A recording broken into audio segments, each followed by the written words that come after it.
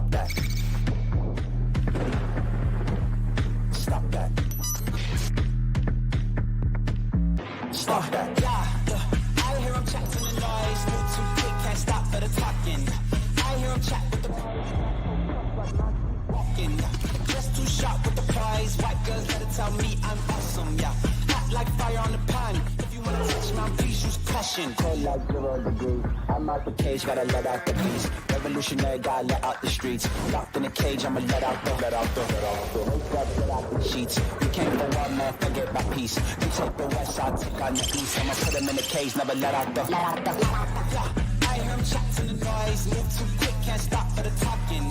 I hear him chat with the boys. Not so tough, but mans keep walking. Yeah, just too sharp with the prize. White girls better tell me I'm awesome. Yeah, hot like fire on the pan. If you wanna touch my please use caution. Stop that. Stop that. Stop that. That's going to be an expensive ticket tomorrow night. Oh, yeah. We won a Game 7, right? No. Yeah. What is the matter with you? Come on, this team's afraid of nobody on the road. You wouldn't have confidence in your team in a Game 7 in Edmonton? This is the best road team in the history of hockey. That's how you decided to start. I'm just asking you. No. I'm just asking you. Establish the zig. In Dan's defense, I think the Panthers want to win on the road in Game 7. They want to do, Mike, I'm serious. They want to prevent McDavid from winning the Cup in front of his home fans. They do. Too early for this shit. Feels better. Let's talk about how good everything feels before we're like, all right, let's go on the road and do this. Dude, I'm not worried about the team. I'm worried about the travel. I'm tired. I just got here. Is McDavid hurt? Has he even played this series? He's going to Game 5. Yeah? Yeah. How many goals do you have this entire playoffs? Right. Yeah, the entire playoffs. I think it's 7. Oh, Brad Marchand, 6? Yep. In this series alone? Okay. Yep. Hi, Conn Smythe. And a garbage goal does not count as a goal in my personal record book. I mean, seriously, it was a meaningless goal. I mean, I want to go through some stats with you guys in a second. But, Zaslow, how much are those tickets going to go for? Last I checked was last night. Cheapest ticket was $1,100 just to get in the building. wow. I can't pay $1,100. No. It's $1,100 times 3 for me because I got to take both my boys. So I'm out. You're out. Too steep because this has been a hell of a run by you. You agreed to work here for either free based on a bet, Atlanta against the Miami Heat, work for free or work for pay throughout the Panthers run, and the Panthers are at least going to give you the maximum number of games possible to get paid here throughout the summer on hockey and kick in on the bonus, which we did not have the bonus in play of now you get bonus shows paid for because the Panthers have had the run of runs. When I say they're a great road team, though. Do I get to keep coming after hockey, by the way? Well, that's what I'm saying. It triggers a clause. If the Panthers win the championship, it triggers a clause of you continuing on this heater. Wow. Good. That's the contract language I saw. As a road team, okay, they're 25-11 since 23 in the playoffs, okay? That stat is crazy. That stat is nuts. 25-11 on the road in the playoffs since 2023 makes them the best road hockey postseason team there's ever been. They've got 61 road goals. They're plus 30 on the road. They're afraid of no one.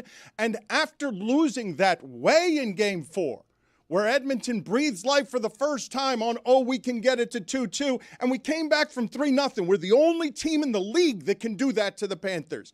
The only team in the league that can go from down 3-0 to winning that game in Florida. But Florida doesn't care, and Florida makes you pull your goalie, and Florida scores more goals than most teams ever have in hockey. And let me revisit for a second the spectacular wrong of Mike Ryan specifically going after Brad Marchand, because these numbers are crazy, okay? He's got as many goals in this final as Draisaitl and McDavid. That third goal of that game is as pretty a goal as there has been in the playoffs. We have the call for that in Finnish and Spanish. But wow. I'm not kidding you when I say the goal at 3-0, we can make an argument that it was the prettiest goal of the playoffs, what Marchand did in every way, from cheating at the beginning because he was in the faceoff circle early, I'm not even understanding how he physically did what he did to be the oldest player to ever do something only Lemieux has done before, which is score more than 5 goals for 2 different teams. Let's play the sound, though, first and finish, and let me again show you how the Spanish language is better. Marchand hyppää Jake Wallmanin ohi, tekee maalin! Ei voi olla! Brad Marchand! Huikea osuma jälleen Marchand lyö halvalla Oilers puolustusta! That's good. It's a good call. It's pretty good, yeah. It's good. Yeah. Way that he said. I that Mike is incredibly wrong about Brad Marchand, who's the most valuable player in this series and scores like no one ever has at his age. He's done something that hasn't been done since 1922. Do you know the team that did it? The Vancouver Millionaires. Really? Put it on the poll, please, Juju, at Le Original Batard six, Show. huh? Did you know there was such a thing as the Vancouver Millionaires? They've got 5 goals on the road. 5 goals on the road in a final from Marchand is the most since 1922.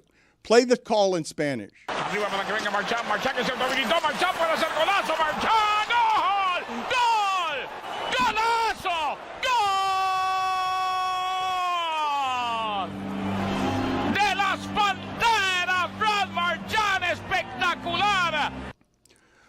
Roy, for whatever is your maximum expertise on this team, no one had Marchand being one of the greatest trade deadline acquisitions in the history of the sport, making Luostarinen and Lundell and Marchand like the best third line in the sport. No matter what your expertise was, nobody was predicting this kind of impact from this guy. Nobody was predicting him getting traded in the first place. I mean, that within itself, like, that was a shocker to everybody in the league.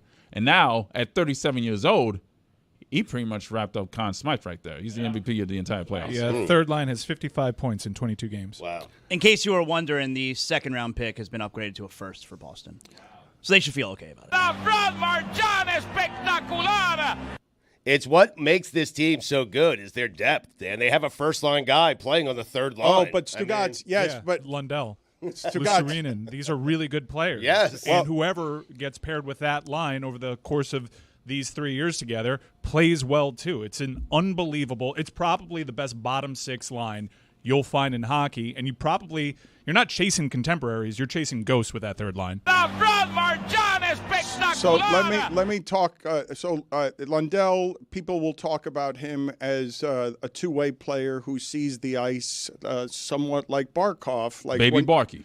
When you talk about the depth of a team that is flogging Connor McDavid and Luostarinen, to have Marchand be a player in 22 playoff games, to have 10 goals and 10 assists, Stugotz, makes him a South Florida all-time legend icon on how runs are done emotionally. Holy shit, what do you mean we got a guy at the trade deadline who makes us this much better because now we're afraid of no one on the road. We can score more goals than anyone because we'll make you change your goalie before Game 5. Brad Marchand, espectacular! And they're now a game away.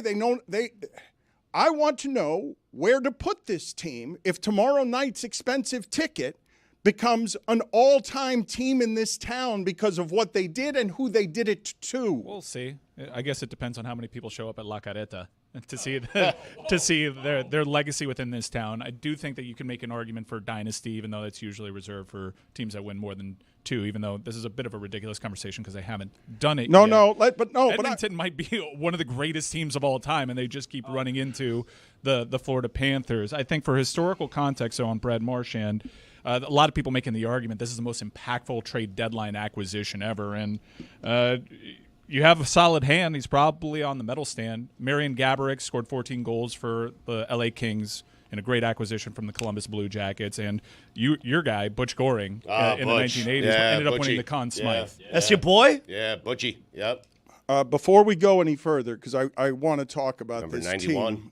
Thank you, Stugotz. You got it. What Marchand did to 29-year-old Jake Wallman on that goal, okay, on the goal and finish in Spanish, lovely in any language. It's one thing to get toasted that way, the equivalent of crossed over in hockey. But it's another thing at the end of that play for you to end up on your back in the net. It was a spectacular goal. Oh, my God. Yeah, it's unbelievable. And he doesn't really pull away from guys. The way that he pulled away and got the look is just incredible strength and balance. But one of the all-time playoff performers, like you're talking about somebody that we're putting in a breath with Lemieux, Stugotz, on being able to put this together during the playoffs. I'm going to have a hard time historically putting my head around how wrong Mike is. I'm not wrong. Look, I was wrong in calling him a rotational winger. That being said, Jesper probably does this. You were wrong in wanting him to be a healthy scratch. Yeah, Mackey probably does this. Those are all very gifted players. Mike, can I help you turn this around? You were motivating Marchand. That's all you were doing. You guys are mischaracterizing Mike. Mike likes to be proven wrong. Yes. And he likes saying he's wrong, and more importantly, he likes to be proven wrong. Yes. Right. So another thing I like is being able to get through a thought. Yeah. Had you proven him wrong, he would love this, but he's not wrong. When he's wrong, he'll be happy to tell you when he's wrong. Go on, Mike. Marchand espectacular. What do you think he's saying there? I will tell all of you today that before we go any further on this, because I am excited to talk hockey today, like it really is wonderful to just witness greatness, and forgive me for wanting a Game 7 just because it's even better. and because just this team, good God, it's what I said to you before Game 7 last year in terms of what they're good at, burying you in the corner at the end, even if you've come back from down 3-0. They're better at this year. Like, why would I or anyone involved with the Florida Panthers be afraid of a Game 7 on the road against anybody? Like, they know they're champions. And it's not like McDavid. I'm not saying you shouldn't respect McDavid, and it's not weird that he only has one goal in 5 games, and Edmonton and Canada are about to fall on his neck because nobody wants Florida to win. Like, why would you want Florida to win? Why? This is supposed to be a coronation. Hockey's not rooting against McDavid. Why would they root against McDavid? You've got all of hockey wanting one result and one thing standing in the way, and it's this swamp thing. Unbelievable. And the fact that the Panthers have done this on short rest. 1 day of travel. So Mike is saying, let's not talk about this now, but I do want to put it in the context because even if they lose Game 6, I want to see what the stakes are in Game 7 are.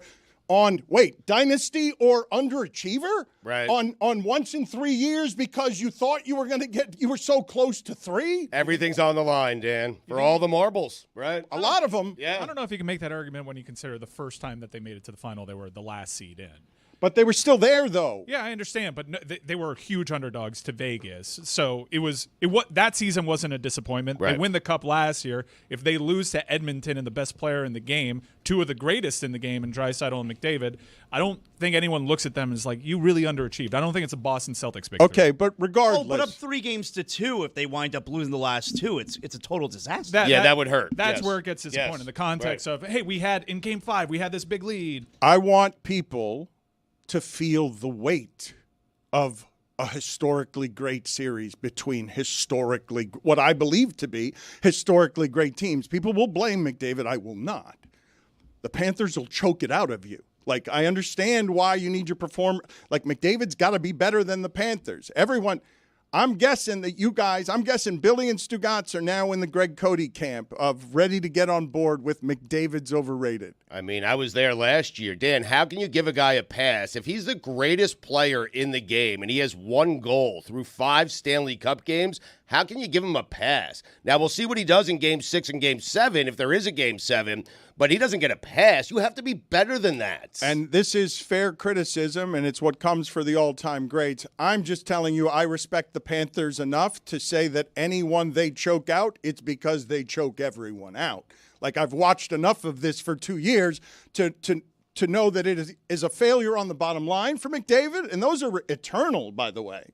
Like, this will haunt him if he cannot beat this team, and the Panthers will stand all the stronger over the years in terms of what they did historically because they held down LeBron at the beginning, because they did what the big 3 in Boston did to LeBron, made him change teams.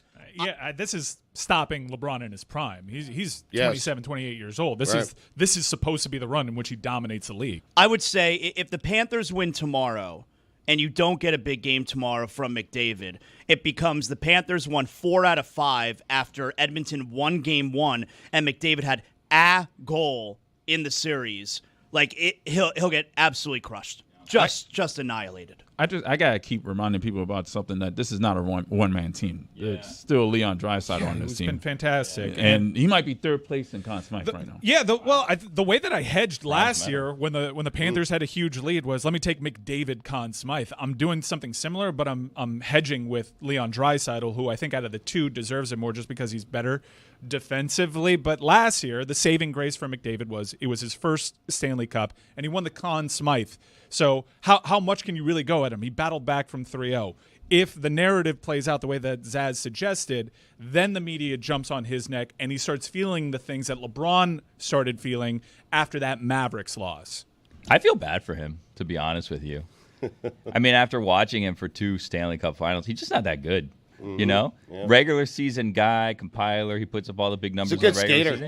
Yeah, he's a fast guy. Apollo Antonono, all that. Yeah, but once the bright lights turn on, I mean, it's just he shuts off. Where does he go? He literally won the Conn Smythe, the most outstanding player of the playoffs last year. Yeah, and he's got 30 we points. talked about that they were looking for something to give him, so they gave him that. Points. Yeah, 30 plus points. People want. Look, here's the thing. This isn't his fault, right? This is an us problem as a society. We all want to feel like our lives are so important and meaningful, when in reality, it's really not in the scope of history, right? Mm-hmm. We just want to feel like we're watching the greatest thing of all time so that we can go and tell our children, oh, we watched the greatest hockey player of all time, the greatest basketball player of all time, the greatest this, that, the other of all time, so that we feel like our life had some meaning, when in reality, he's just another guy.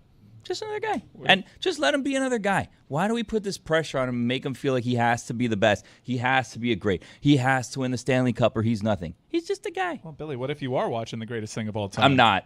Well, I'm not watching the greatest thing of all time. Trust me. What David's running into. Yeah, the Panthers. Yeah. Yes, so Stugotz and Billy are entrenched now in the position of being unimpressed by the Panthers and unimpressed by McDavid. He's just a guy. God bless hockey, on its way to you in the future. I have to, though, stop in our tracks for a second. This weekend was dark.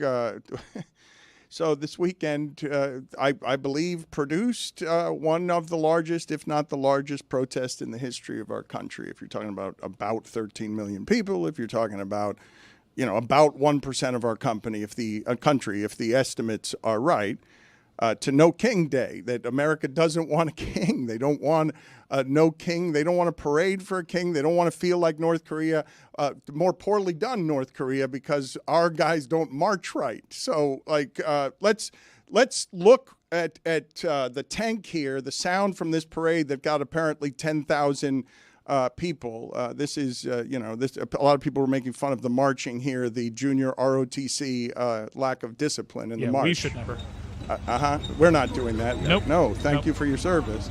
Of course, nobody disputes that, but you can hear that. That's the tank making the sound because the parade doesn't have a lot of enthusiasm. And that you can hear, that audio is tremendous in terms of, does it sound like a parade when you can hear that's how a tank sounds when it's on asphalt and it's not a street legal vehicle. And no one's cheering, even though there are scattered folks in the grandstand. Yeah. Some weather issues, though, it looks like. It didn't rain. In these difficult times, I'm very happy to say here is a safe space for ESPN discarded talents that got too close to the political flame. We have somebody that we've flown in to bring positivity to our neighborhood, to Miami, to a divided city and a divided country. So thank you. That is not you, although welcome back. It is nice to see you again. That is outside. What is this big reveal that we have? Let's go outside and find out who we've flown in to bring some sunshine, more sunshine into South Florida. What's happening, everybody? What? Yes. Whoa. What's going on? Yes. I'm assuming there's amazing cheers in the studio now. Yes. Now there are. Yes, for him. Celebration. What we have right here is the Freedom Tower. I just walked by the Freedom Tower. I asked them, has Dan ever been in the Freedom? Dan's never been in the Freedom Tower. I don't know how he feels about freedom. Mike Ryan has his own wing, Dan. Freedom Tower right there. Let's go get a coffee. Let's spread some love here, Dan. Oh, we're going to go get coffee right now. Coffee shop right. Yeah, we're going in. We're going in. Do you know this coffee shop, Corner Coffee This is Shop? Tony Reali. We're seeing if we have Thank you. audience. Yes, thank you, Dan. That's my name. Yes, I just assume that there's a lot of cheering as I'm doing this. Hello, how are you? My name is Tony Reali. Yes, Boy, hello, how are he you? is so good at this. What's your name? James. Nice to meet you. James, where are you from? It's a good Arizona. handshake. You're liking the cool temperature right here, right? You a sports fan, James? You ever seen Kick Buttowski Season 2, Episode 47? I was the voice of the Dark One. That's where I'm known for. And a TV show called Around the Horn. Does any of this mean anything to you? When I was a little kid, Yeah. come back home from school, like after school, you guys would be on. Okay, so you did know. Well, you could have started with that. Yeah. You could have said, yo, dude, I know who you are, man. Yes. That would have saved me the whole Buttowski routine I was doing here. This is who's this guy to you? This is my father-in-law. Whoa! Well, Vietnam. Vietnam. Well, here's what I wanted to say. First off, let me say Happy Father's Day. That's LeBron James out on the sideline. Happy Mother's Day. Happy International Women's Day. All right, Happy Father's Day. So you guys went on a trip together with your father-in-law? Are you out? This guy went on a trip with his father-in-law. You want positivity? That's positivity. Reali, you're bringing people together. You're bringing people together there. You want another one? They're related. I mean, Wait, no. Father-in-law said he wanted another one just to keep up with you. Let's go over here. Hello. Reali, How we doing? Who do we have here? Yes, you are a Jennifer. Wow, I love everything about your corner coffee shop. It's outstanding. I'd like to get these gentlemen another drink over here. Hey, how you doing? Come on in. We're getting drinks. We're getting drinks on me. Come on in. Really? Okay. I'm the 37th male lead of Kick Buttowski, Suburban Daredevil. That was my claim to fame. My name's also Tony Reali. Nice to see you.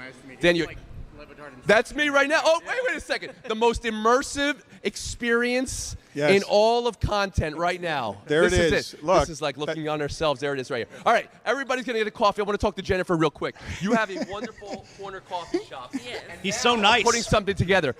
Danny, come over here a second. Look at this. Go in there. It's a church. Yes, we've got a church in the building. This is a church? Yes, it's a church. Yes, we've got. I feel like I'm in a Studio Ghibli movie right now. Like I'm in a dream. There's a church. Yes. And a piano. Yes.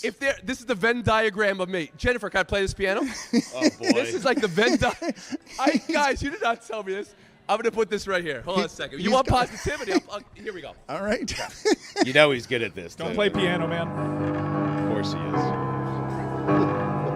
Royalty-free music, please. All right. Okay, guys. Yeah, Let's I need it to be public domain music. Public domain. Yeah, Lionel Richie's suing you right now. This is gonna get you in trouble? No. A little bit. No, God bless America Go or to something Apple. like that. Positivity. Oh, how about this one?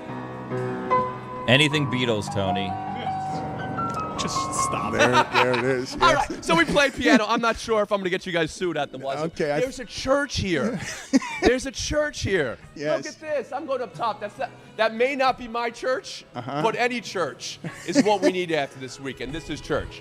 Tony, it is nice. Well, let's go see. Jennifer's going to tell me what He's rolling, church is. It's Dan. great to see you, Dan. I'm going to make my way up there. Light a I candle told for you me, I'd be put here on. all week. Yes, but I we're might waiting not for you to be get able to up make here. it up here. We want to introduce you to the audience. That's we want the to prayer introduce wall you to right the there. people in the studio, and we. Yeah. So you can put prayers. She's talking about prayers to the wall, Dan, and you're trying to get people introduced to the studio. Come on now. Have some respect. Yep. Have Okay. some respect for From what we're God. doing here. I'm sorry, I was blasphemous. I'm trying to make my way up there to you guys, but I do want to get. Everybody's getting coffees here, right? Are we doing that? All right. What I loved about the coffee shop's sign, Dan, let me just say this. Over here on, what is this, Biscayne Boulevard? They have something I really appreciate. We have this in Brooklyn. You buy a coffee for your next friend who can't maybe spend the money to buy that coffee next time. And I saw that. And I see you have even a statue here, a beautiful statue here for homeless Jesus. Okay. So what I'm saying here is we found one block saying from the unhoused studio Jesus. the most wholesome, positive place. And Dan, you've never even knew this existed. Take a little time to enjoy the view. That's all I'm saying, Dan. Let's get some coffee. I'm going to come up in a few minutes. We're going to walk around a little bit more because I want to feel I want the pulp. I want it to be pulpable. The Florida Panthers on the precipice of a Stanley Cup championship. Yes. They play an hour north of here. Well, you started with the show with they're going to lose and how great is that so we can get another game. What is that? There was a guy wearing a nice hat. There was a guy wearing a nice hat. That guy has Tony a poppy Reali. shirt on, it looks like. All right. Great to see you. Are these people just milling about? Upstairs and now you're downstairs. So he's just rolling around. Yes, all right. Once again, this is another nice person shirt. who has no idea who Dan is. Yes. It's a very nice shirt. Yes. Thank you. Tony. Can I get you coffee? Yes, we're familiar with the show. That's the show that's on right now. Yeah. Good. Fans around. This is ridiculous. But no, look at you. You incredible length here. I mean, you can give me 20-10 right now, huh? And 5 blocks. And 5 blocks. Wait. Well, no blocks right now. No, wait. Can you ask him to do it Daniel. for us? I'd like him to do the 20-10 if you don't Score mind. 20 on points? half on the show. No, There's 20. a basketball court. Well, there I is was just there going is to a tell him, basketball there's court. rumor there's a basketball We're court in gonna this go out to a building. basketball court. Yes. If there's a basketball court There in is the a building, I'm gonna go basketball. out there There and do is some one. play-by-play. There You is running? one. You gonna play with us? Yeah, I'll play. You have a whole free morning? Man, it's tough out there for all of us, right? All of us people who are underemployed. We can do some run. All right, let me get you coffee, get rested up, and maybe in like 15 minutes we'll go find the court, and I'm going to give a little play-by-play of your game. That sounds great. And I'm going to be positive about it. I know you got it, all right? Very impressed with your height, though. Good height on this guy, huh? How about that? Reali, we will. Yes, sir. I want to check in with the church in a moment, and I do want you to play basketball. Thank you for spreading some positivity. Are you just going to buy drinks for everyone down there? I'm going to buy drinks for everybody. I'm going to work my way around. I want to see what Florida has to offer, what Miami has to offer. I want to feel a city that is on the precipice of winning a Stanley Cup. I want to feel it. I know Roy's got it. Okay. You know? All right. So he just flew in. All right. We're going to check back in with you in a few minutes. You go somewhere else in Miami where you're going to get No, Panthers, I'll go somewhere else. I Panthers literally palpable buzz. have nothing to do. Okay. I have nothing to do with my life right now. Okay. Please put me to work. All right. It is nice. It is nice to see you. I will tell everybody, and this was unfortunate. I hated that this was so. That when Reali came in with his Monday pep, when he came in small talky and happy. Our bitter crew was not here for his perky Monday morning. He hugged Roy, and Roy just said, "I'm tired." Roy, I've never seen Roy vigorously hugged by anyone that way. You sat in his embrace, or you stood in his embrace, stiffed his dry cleaning, and you just said, "I'm tired." Dude, I just got off a plane. Yeah. I just got the connection from Edmonton to Vancouver to Salt Lake City overnight. I'm tired, man. Guys playing in the Cup. I mean, Roy, you're living the life. This is your dreams. What do you mean I'm tired? You're living your dreams right now at the top of the sport. What are you talking about? I'm tired but happy. But you're complaining about tired. You're drinking on an but a expensive happy account. tired, Dan. You and Dwork. I'm dry. You and Dwork. Well, that's not. Whose fault is that? My wife's. Title, It's really like inconvenient planning, right? For you to have to go all the way over there to come back to them, maybe have to go back for one game and then come back again.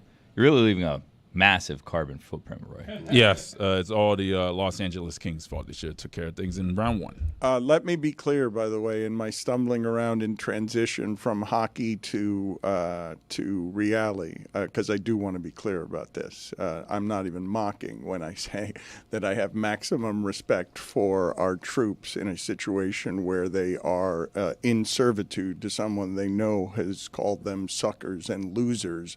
When there's reports around the president that now include, whatever's going on with a catheter and a diaper and whatever's going on now that makes dictatorship okay or more okay than it seems like is okay. It's a bad spot for our soldiers. So I didn't want to and don't mean to say anything as an aspersion to our soldiers, because I don't even know what you can do in that situation where you have to be subservient to somebody who's gone full dictator. And it was an awkward transition between Reali and hockey. And Marchand is doing things, Stugotz, that I really want to put it in context of South Florida sports history. Who are the best we've ever had in terms of this icon's going to echo with your children on, holy shit, do you remember the run Marchand had 15 years ago?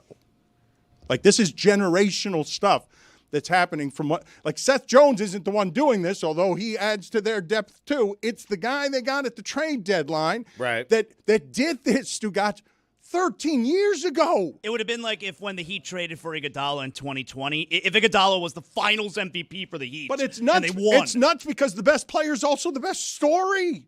Like, there's not a better story. We could talk about all the star power everywhere. Look, I'm a hating-ass hater. He's not the best player on the line. I know he's scoring the goals, and by my math, I think I need Seth Jones to score 7 goals in the next game for me to argue that Brad Marchand isn't even the most impactful trade deadline acquisition on the team. But Lundell and Luosterainen have been incredible. Luosterainen's probably one of the best defensive forwards in the leagues, and nobody talks about it because he's on that third line. Anyone does this with that third line. It is the 3 guys. Marchand has been incredible. He is playing way better than anyone assumed he would, including yours truly. However, I am not wrong about him being a jerk, and I don't have to like him, and that was my main point. Brad Marchand espectacular! Where's he said? Where's Ugath Urbina on this list for you? Wow, that's a good one. Darren Dalton. Yeah, Dutch. Yeah. Wow. Ugath Urbina we all kind of forgot about because of the whole prison thing and the machete, right? Yeah, the murder. So that we kind of like, Hold well, on you a know second. what? I'm sorry. I've got to interrupt programming here because I've just been told by our crack production team that a bit we've been trying to get off the ground for a month. Chris Cody's off today. I don't know when that bit's going to make its appearance, but Big Mac is somebody who is a friend of the show downstairs, and he is now with Tony Reali, and Tony Reali is going to do a live interview, evidently, of Big Mac, introduce Big Mac to our audience. Reali, you've made a friend down there. He's a friend. He can give you the dirt on everyone on our show, Reali. Dirt. Can we start with the chapeau? What are we rocking? I've seen Gangs of New York, and you're Bill the Butcher here. What are you talking about? Trust me, I'm not no member of no gang. No, it's a beautiful hat. What is this? What am I looking at? Is it a bowler? It's a bowler. A derby? Derby? European bowler. But here in America, we call them derbies. Yeah, and nice. I get my derbies from Nets Hat. And this isn't every day for you? Every day. I've been wearing them since I was a kid. Because you recognize it's 100% humidity and about 1,000,000 degrees out here. Right? Without a doubt. But you are just walking on clouds. Look at him. Look at this posture of this man. The thoracic mobility of Big Mac. Now, we call him Big Mac because your name is Ronald. Ronald, that's right. Because of Ronald McDonald. And did you throw down some Big Macs in your time? Yeah, I love Big Mac. I remember I used to work up in East St. Louis. Those are good. As a Big Macs are good. And back in the day, I don't want to tell you how Dan long is salivating over just the idea of a Big Mac. When Ron would sit down, how many putting down? 3, 4? About 4. 4! Man, Ronald. Well, everybody who's come by the street knows you. Really? You were the mayor of this street. Well, it was the same way when I was over there at the Flatiron. Now, it was the same thing over in the Brickell Plaza. But right now, I'm at Elser, and I'm loving every minute of it. Get his Panther information. I don't need his history. Get his. Talk. Yes, Yeah. He's been a hockey fan since 1970. Disrespecting another man. So in a badge, talk to me Dan. about the Panthers. Would you rather they win right now at home? Without a This doubt. is a debate they're having upstairs because Without they're, a doubt. because they're a little Stugotz. Without a Or doubt. take a loss to get to a Game 7 because it might be more exciting. No, we had that experience last year. Of course. And we don't want it again. Plus, I mean, you've won enough on the road. Yes, win we some did. home games. Yes, we did. Who's your favorite Panther? I like Matthew Tkachuk. And I like Brad. Now I'm Brad. What's the name? Brashard? Yeah, that's Brad it. Marchand. Brad Marchand. Ask him about Chris Greer. I remember him forever. Yeah. Ask about Chris Greer, Tony. He hates AJ him. Greer. Yeah. Ask about Andrew Marchand. Yeah, ask him about a ball. Yeah. Chris Greer. Oh, my God. Thank we need you. to get rid of this guy as soon as possible. Oh, boy. Okay. As Now, this is soon about as the possible. positivity today, so we're trying to work the well, positivity. No, This is why I no, that's acknowledge okay. your Billy, thoracic get back mobility. in here. I You love what you're produced doing it. here. Your pelvic tilt. No, hold your on. pelvic Hold, tilt Tony. underneath your body. Tony, You I stand need. tall. Hold Yeah. on. I need this segment produced by Billy Gill. Billy, get Big Mac riled up here. All right. Billy's got a question for you. No, we He don't want to wants rile get you up Big riled Mac. It's just, now is good times with the Panthers, but we know that there's bigger pressing issues with the Dolphins and Chris Greer, and he's got to go. There's pressing issues with the Dolphins, and Chris Greer's got to go. You give me 30 seconds right here. This is your FaceTime. I'm not sure if you ever saw a show called Around the Horn, but you just won today's show. And now you've got 30 seconds to talk about whatever you want. Okay. But we're hoping for a little Chris Greer action. Okay, I want to talk about Chris Greer simply because he's been here too long, and he makes the same mistakes. He get a good couple of guys, and then he doesn't know what he's doing. And I'm just sick of looking at him because everything is funny to him. Everything is funny to Chris Greer. We're getting run over by a car. You notice when So he let's just get over here. He's Rob. supposed to be checking you the notice cars. when he Yeah. when he does his interview. Reality, he's don't always get anyone laughing hurt. and smiling. Yes. That's All right. not good. So I think we're at a case where we got to actually have you go back to work. But I love what you're doing out here. The mayor and the hat, the bowler hat. Thank you so much. And you're really God bless breath you. of fresh air. God bless you. You need anything? Help me. Let me know. You want to run some full court with my man over here? Ooh, Tony. Tony, ask him if he wants Kevin Durant. Do you want Kevin Durant? I'd rather have Kelly Ware. I'd rather have him because he's younger. But that's they a hot need to take. I mean, who needs a 15-time All-Star, right? Okay, yeah. Good to be you, Ronald. You can just sneeze off 15-time All-Stars in your life. You are. I'm happy about this. Watch yourself. Watch yourself. What's up, Mini Cooper? Mini Cooper. Check that car. Reali, be careful. Reali, be careful out there. Yeah. Please, there are liability we're issues. not going to get anybody hit today. Okay. We're not going to get anybody hit. All right. You keep gathering Panthers fever. We'll check in with you We're going to run in a little bit. Okay.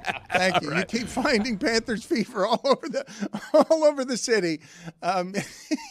You looked all over the city and you found the guy in the carport who just greets us every morning, Big Mac, who we've been trying to build a segment around for about a month. And, Billy, I'm going to email it to you because you tried to get the good Chris Greer stuff out of him. That guy, every day we come into work, he lights every member of this show up with his Chris Greer opinions. And they're poisonous, and he wants him gone. Tired of looking at him. Always smiling, he says, in the press conferences. Big joke of this Chris Greer, according to Big Mac. Mike wants Kevin Durant. Does Zaz want Kevin Durant? Because Kevin Durant and Bam, if you can get him for picks, which I think is what Phoenix wants. It's and what maybe they wanted Russell Westbrook, too. A couple of months ago. Wow. That would be exciting. He established the zig. Does Kevin Durant want me? I didn't see the Westbrook coming. I really didn't. Oh, yeah. I mean, he opted out. He's there. Yeah. He's there for the taking. Imagine a reunion down here in Miami. Zaz, how do you feel about that? I mean, why don't you get Ibaka also? Why not? Anybody else? Bring Scotty Brooks on staff. Anybody else? Perk can play in a suit. Get Perk. Perk can be your center. It's getting to the point that I feel like I'm being set up again to have my heart broken by Kevin Durant. I don't even know if he wants me. Does he want me?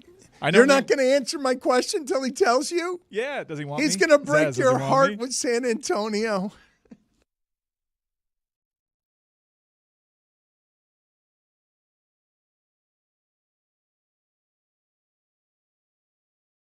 When you're taking your shirt off and using your body as comedy, you're going... That's Florida, bro. You're going maximum Florida, man. That's Florida. When did you decide to start doing that? When was it encouraged? When did that become your signature? The idea that you're up there just throwing your body at the people here in a tight pair of jeans shirtless? I was. The jeans have gotten tighter the fat I've gotten. They weren't always tight. My daughter said Baby Walrus needs to move out of skinny jeans. I started doing it just to cheer myself up because you get on the road and do like a Thursday night and you'd be like, I got a whole weekend ahead of me. This is going to be a long weekend. I'm missing my family. It's not sold out. So I would rip my shirt off and kill a beer to make myself giggle because I thought it was silly and to remind myself this should be fun. And then one night I was in Columbus, Ohio. I ripped my shirt off and killed a beer. And then something happened in the room and I forgot to put it back on. And one of the comics I respected was in the back, and he was like, bro, you just did a whole hour with your shirt off. And how does this work with comfort with your body? Because not everyone can do that. You're the first to be doing that. Not everyone is comfortable enough with their size to be in front of thousands of people shirtless like that because it is funny. It's interesting because I have this reverse body dysmorphia. So, like... I heard a story, secret time. Obviously, I'll tell you, but secret time.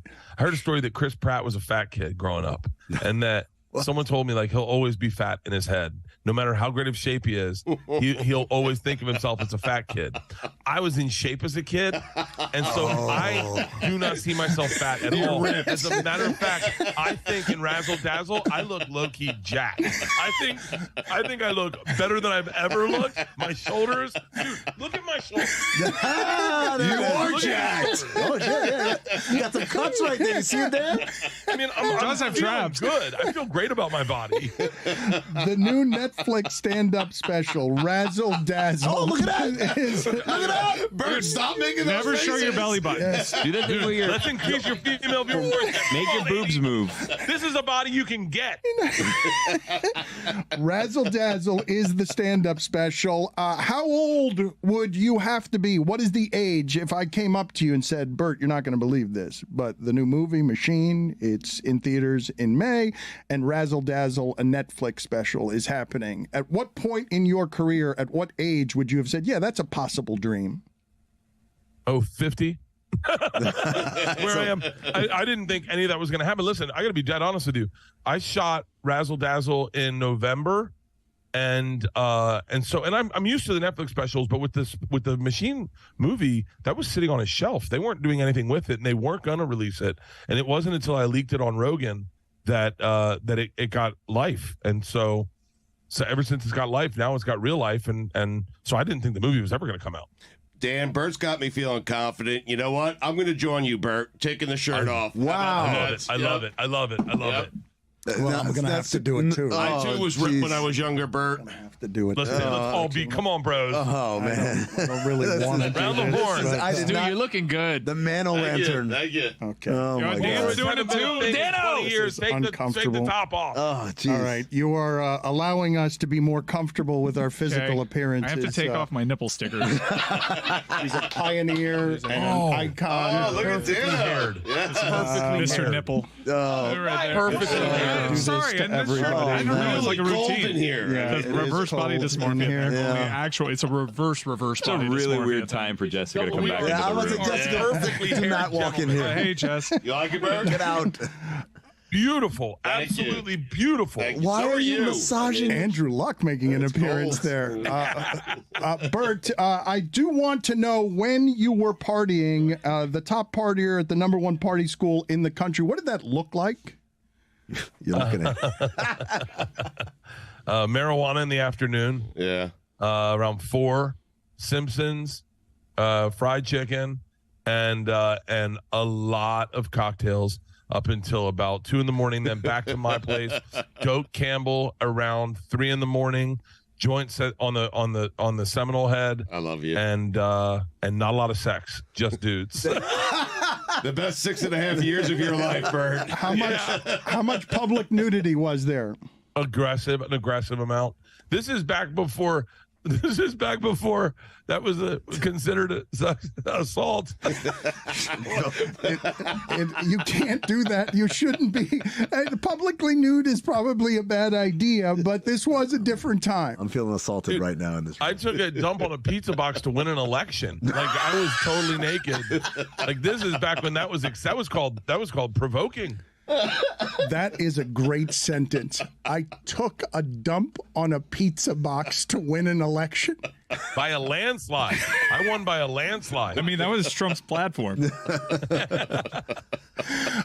What can you tell me about being moved, performing in front of so many people? Because the crowds now where you gather are enormous. They surprise me even as funny as you are. I'm telling you, I had a real moment in Boston. I had a real moment in Tampa at Amalie, but I had a real moment in Boston when I walked in, and there's this old guy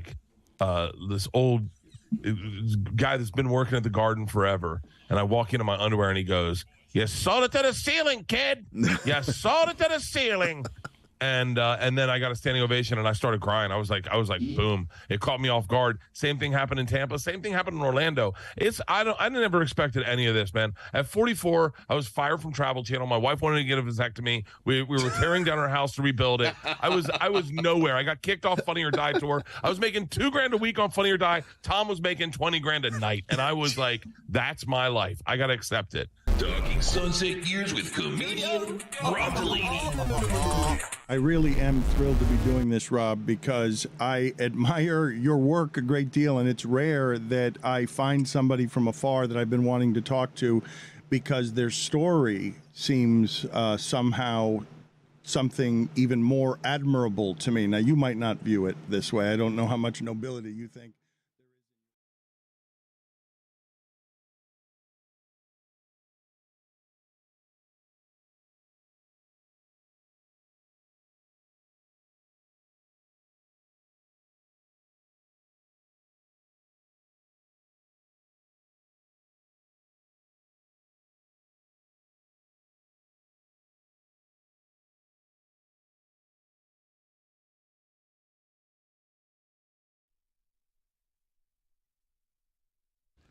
This episode is presented by DraftKings. DraftKings, the crown is yours. That presented tripped you up there. It was right there for you. I just got off a goddamn plane. You tell them. No need to curse at me. I'm sorry, I'm because tired, man. You've mentioned that. You've mentioned that you're tired a couple of times now. Sorry that the hockey run of your life has been real hard on you. He's obsessed with the plane.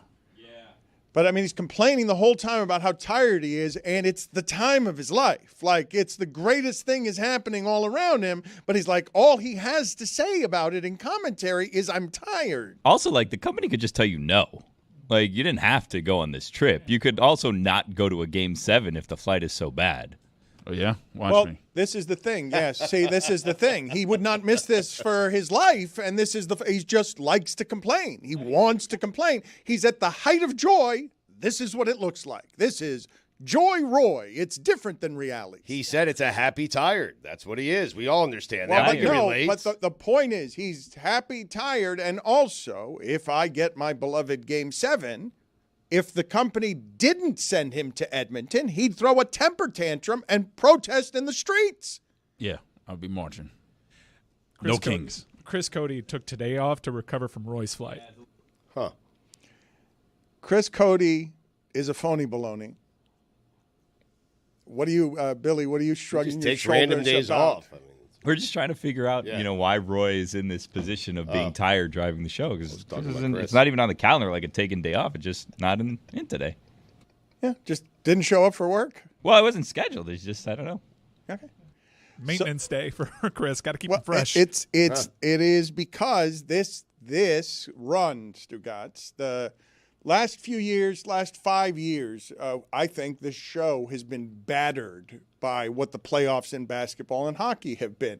And this amazing team locally that overcomes all the things is on the precipice, one game away, from turning Brad Marchand into what, locally and nationally, ever as a trade deadline acquisition icon for all time, Stugotz, because there's just, I don't have the historical context in our city to have ever seen, like I know the Marlins traded for Jeff Conine and Darren Dalton, but it's never been this. Yeah, they got Uga Thurbina.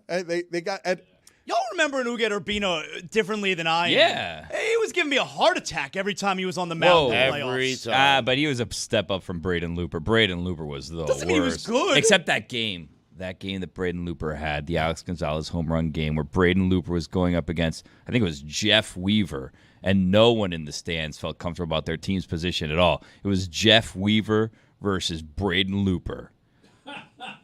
The momentum of the World Series in balance. Okay, so Billy is not wrong. Sometimes the series comes down to that. Yankee Stadium in the backdrop. Well, no, it was here, and it was historically supposed to be that fraud Roger Clemens' last game. Oh, God. His first last game, which started out with such promise. Yes. Then there was the Miguel Cabrera opposite field home run. It was like, wow, this is going to be an all-time classic. And then it's going to be decided by Braden Looper versus Jeff Weaver, and it was ended by some random defensive shortstop who got lucky and hit it just in that spot between the foul pole and where the wall before it started going up and was like twice the size as that one little spot in the corner.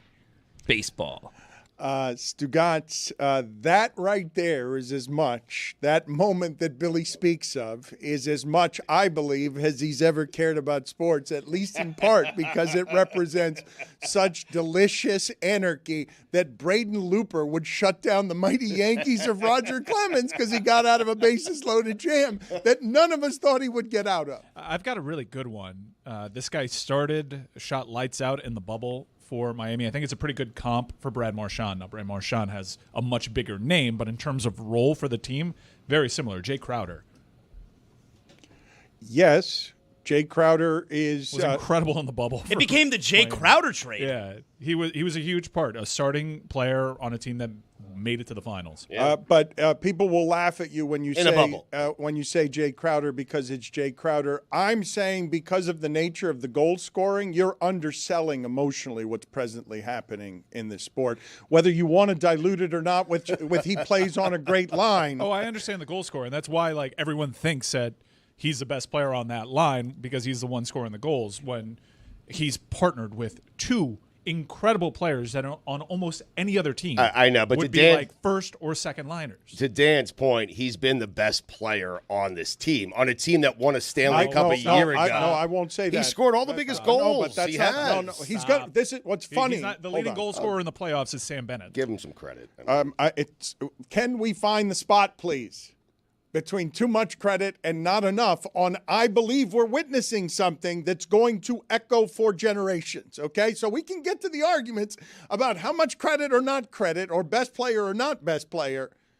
Right now, the story of this series is that McDavid doesn't have enough for a 37-year-old Brad Marchand. Yes, of course, Brad Marchand has a army of soldiers behind him. Yes, this team is overwhelming. They're the defending champions for a reason. McDavid doesn't look that way because McDavid stinks. McDavid looks that way because that's what the Panthers do to people, flogging them to death with depth. Like I don't believe Edmonton's getting enough credit for the 2 games they've won in this series, for the way that I'm not kidding you, coming back, this Edmonton team has been worthy of dethroning a champion. And now you need McDavid to do what you need superstars to do when you expect them to beat the best. But the problem is team sport, man. Team sport makes it so the Marchand can hold up the trophy and the Conn Smythe and everything that matters and be the 9th best player on the team while scoring a bunch of goals. We are not letting this guy get the Conn Smythe, okay? Presently, Sam Bennett is minus 230 to lift this thing over his head. Right. And honestly, it bothers me. Sam's been great. Sam Bennett has been so phenomenal. good. He's been phenomenal. You can make if he Huge gets that, goal game he's 5. named the best, most outstanding player in the entire playoffs, and it would be deserved. I don't understand what's happening with Sergei Bobrovsky in this conversation.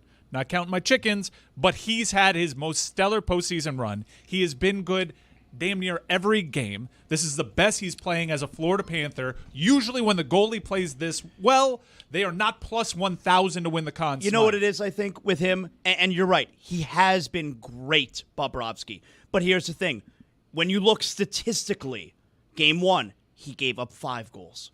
Game 4, he gave up 5 goals. And it's like, you look at his overall stats and you look at the save percentage, and it's not as high as what you would think a goalie who's going to win the Conn Smythe, what those percentages and as low as the goals against would be. We know from watching he's been amazing. But statistically, there would be an argument against it. Zaz, you are right. He gave up 5 goals in that Game 4, that heartbreaking loss at home. But that's the best game I've seen a goalie play, giving up 5 goals in my entire life. He's been awesome. Every game he's been awesome. Edmonton should have scored 10 that night. It's really rare for a goalie to have this long odds playing this well consistently throughout the playoffs, because remember, it's a playoff-long award. Right. I don't know how we're here. Well, Bob was not good at the start of the Toronto series. You got to take that into account, right? But then he was lights out, and he was fantastic against Carolina. It's just rare. But Sam Bennett, the reason why Bob's got such long odds is because Sam Bennett's been the best player throughout the entire playoffs, and if he wins it would be deserved. I will say I love what Marchand is doing. The reaction in the Zaslow Mansion family room with me and my boys does not get any louder or any greater than when Brad Marchand scores. We love him. That's my dog right there. Yeah. That's my dog. Brad Marchand. But I don't want him to win Conn Smythe. What? I don't. I don't. Can your dog then? Because I want Sam Bennett to win, or Bobrovsky. I want one of our guys who have been here for years to win it. The Panthers have never had a Conn Smythe winner. Obviously, never ever. Even though they've won a Stanley Cup, they've never had a Conn Smythe winner. I want it to be one of our guys who have been here. Dan, you were mentioning how historic this would be and how generations would be telling their children and grandchildren about this playoff run. Like Braden Looper. Like you will tell people Well, I about haven't told my Braden children Looper. yet. I'm waiting for the right moment to sit down. Of course. Maybe after we have the talk, then we'll have the Braden Looper talk. But we'll get there at some point in time. Now, Zaslow mentioned the Zaslow family room, and he also has mentioned how pricey the tickets are. Whoa. He had a situation where I think he won a bet and he got to go to a concert he wanted to go to. This could be a game for all time that him and his children could watch. Now, I'm wondering if maybe there's some sort of bet or maybe some sort of barter situation that can go on here where Zaslow can go. Maybe Zaslow goes, but then he's not back for the rest of that's it. He's not. That's his time on the show. Would he exchange that for going to the game, or if there's a bet or something we can do? I think Billy is on to something here. I'd like to make it 2 tickets, so Zaslow has to choose a child. Oh, okay. Yes. All right. Yes. Whoa, Yes. we're doing Sophie's Choice for Game 6. That's a good game. Yes. Who do you love more? That's terrible. What do you mean? Why are you looking at me like that? Like you actually want me to say who I love more? No, I just want a bet that proves it.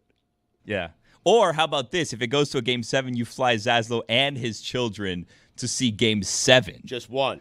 Yeah, not Roy, though. Roy, I'm sorry for the sake of this prank. I have no interest in going to Game 7 if What? we get there. What? None. Why? I hate the idea of being, even for any of these other games, I hate the idea of being in Edmonton for this game because it's literally me sitting there with 20,000 people around me rooting for me to be miserable. I hate that whole concept. The Oilers fans are quite nice, and you get to It's watch not about history. them not being nice. It's about when they're happy, I'm miserable. I don't like the concept. Understood. That'd be a kidney punch, I guess. But being in the building when that thing comes out and a team gets to hoist it over its head, it's just a special feeling.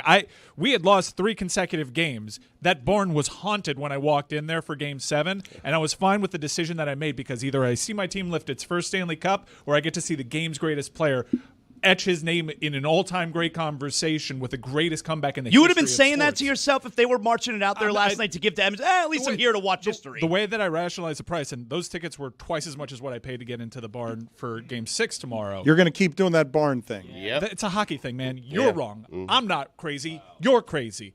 So when that situation presented itself last year, I was like, if I'm ever at a hockey cocktail party, I got a pretty cool story. I was there for when McDavid capped off the comeback in Game 7. That doesn't fly for me. Well, let's see if we can find these stakes and find a way before these games are played. These are giant staked games, and I do think, Stugotz, that we get the wonder and majesty of knowing, right? Because we can all look at each other and know today as we talk in South Florida, hey, this is an all-time team the Panthers have. And if they lose the next 2 games, that's not how history's going to do it. Like, we can all sit here right now, and Mike's doing chickens before they don't count your chickens and everything else. But no, right now we can say it. We know what this team is. It's one of the most excellent we've ever seen. Buzzsawed through the playoffs. Everyone knows the depth of this team.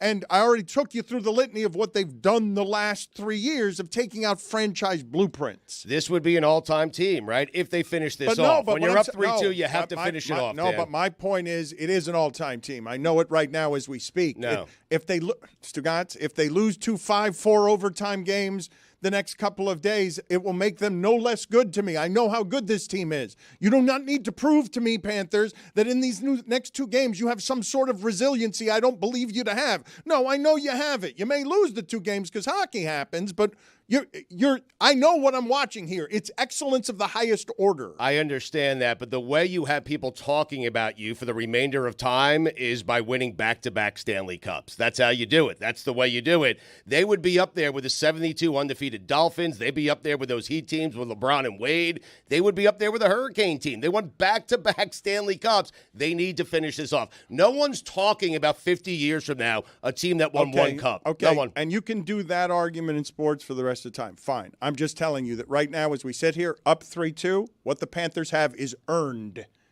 The hockey world knows, oh, shit, they're a giant.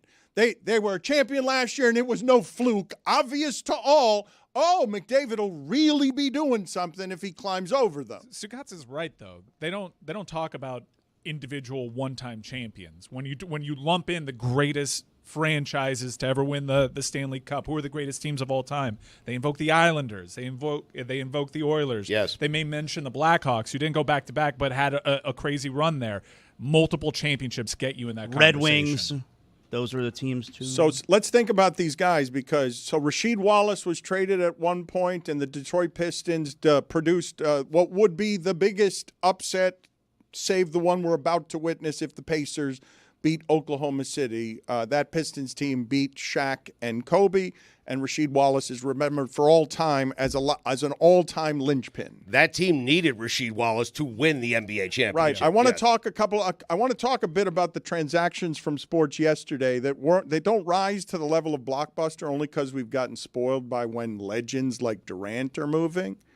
But there were a couple of trades this weekend that, while not blockbusters, are getting swallowed by the fact that you have a champion in town and you have Marchand writing an all-time storyline with it. Because who's another trade day acquisition or trade deadline acquisition that you would put in this conversation of going to be remembered as an all-time acquisition? Locally, it would be Marchand, especially since they win the championship. Oh, no, locally it is Marchand. Yeah. I think the question is there anyone that's close to Marchand, right? Yeah, locally, again, no, I'm doing nationally. National, Verlander in 2017. That's a good one. Would help the Astros. I think there are a couple of examples of guys that were really great. You can maybe make the argument.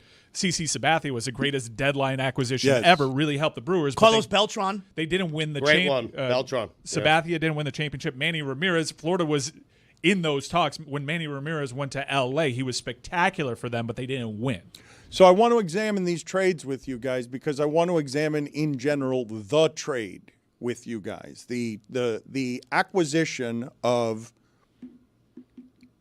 giant talents, but not necessarily star talents. Like what's been distorted over the last 15 years of can we get Giannis so that when Desmond Bain is traded or that Rafael Devers is traded, it's a big trade, but we've changed sort of how we consume these things. The baseball trade for, I'm going to say 40 years, was one of the most fun things that there was about baseball. It was what made it different from other sports in the offseason, hot stove league. Baseball kept itself in the news a million years ago the way football now keeps itself in the news because players could be traded pre-internet age. What happened yesterday to the Boston Red Sox, I know we don't talk a ton about baseball here, but for the Red Sox over the last 20 years to get to great and finally topple the Yankees and have something like Mookie Betts and then have the business of it. They signed Rafael Devers to one of those $300 million deals to try and make up for what they botched with an all-time player like Mookie Betts. You let go of him, it's like letting go of Babe Ruth. It's just terrible to let go of him. And now the business of Boston baseball sports comes for Devers, where he doesn't want to be their first baseman. He doesn't want to be in Boston anymore. And so yesterday, the Giants trade for the best left-handed bat they've had since Barry Bonds because he's a power hitter, and Boston is out of the business of like actually competing with the Yankees at the top of the sport because they're saying, never mind, the new ownership group is telling you who they are right off the top.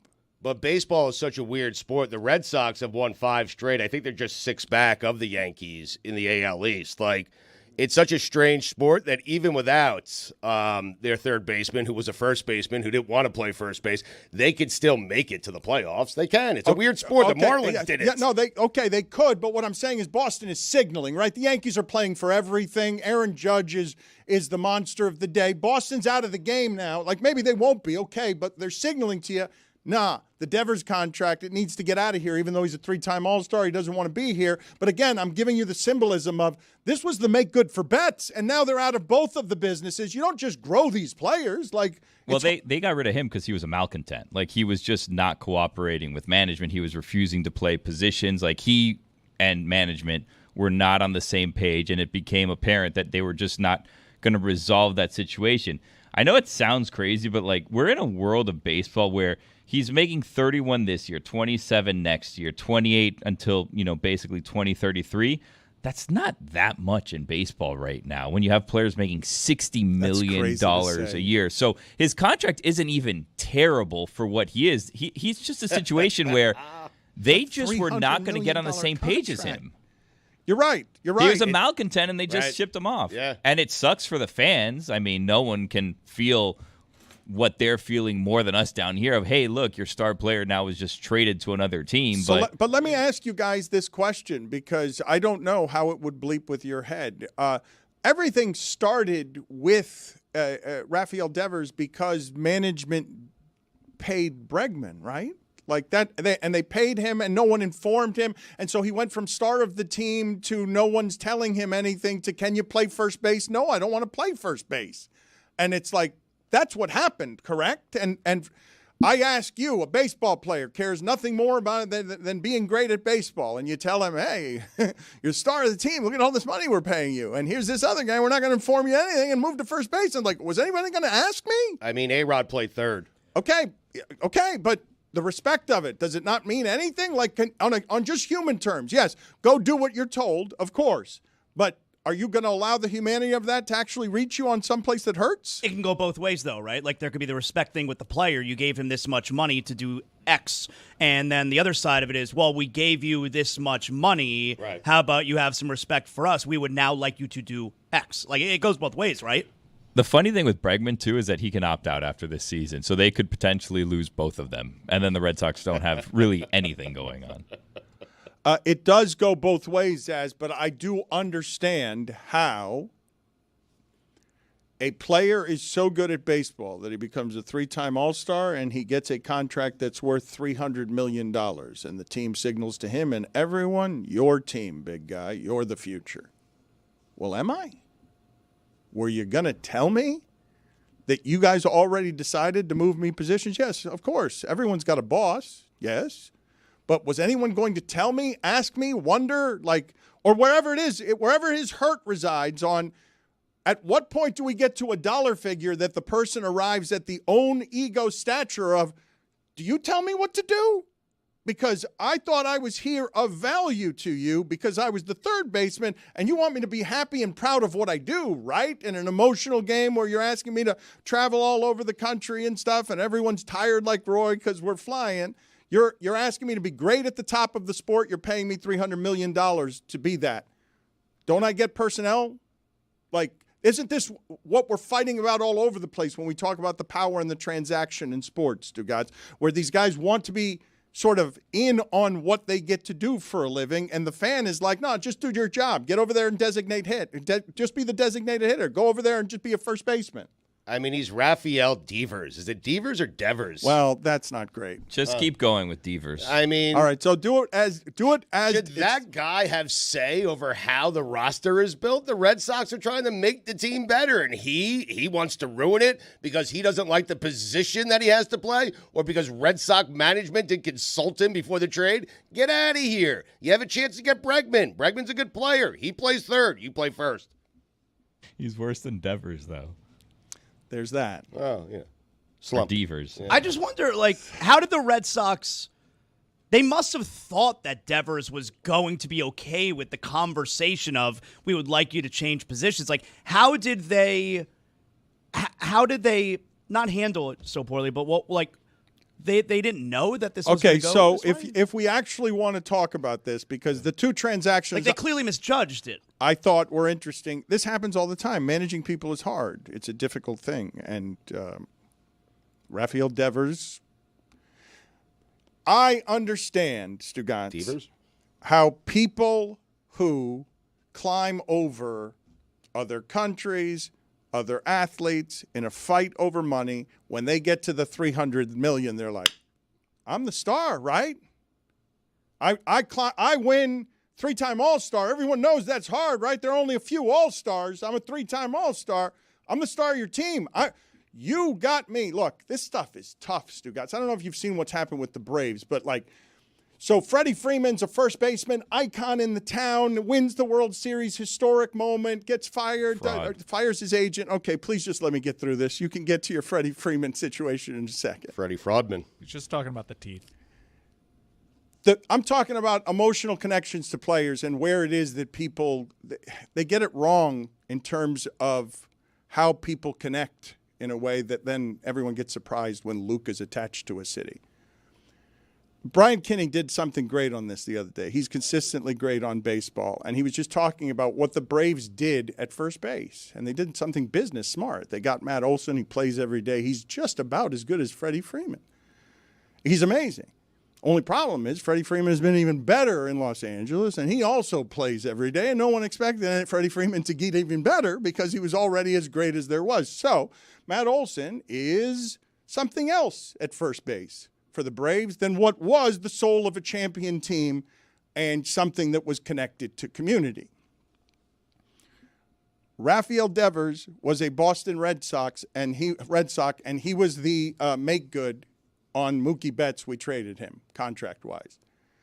You made him the face of your team in a town where they still care about baseball like that, where they still care about baseball and where it connects. You really hurt them. It's something soulless. The transaction in Boston on a baseball team, you can't always be the one trading Ruth when you're the Red Sox and you've now beaten the Yankees.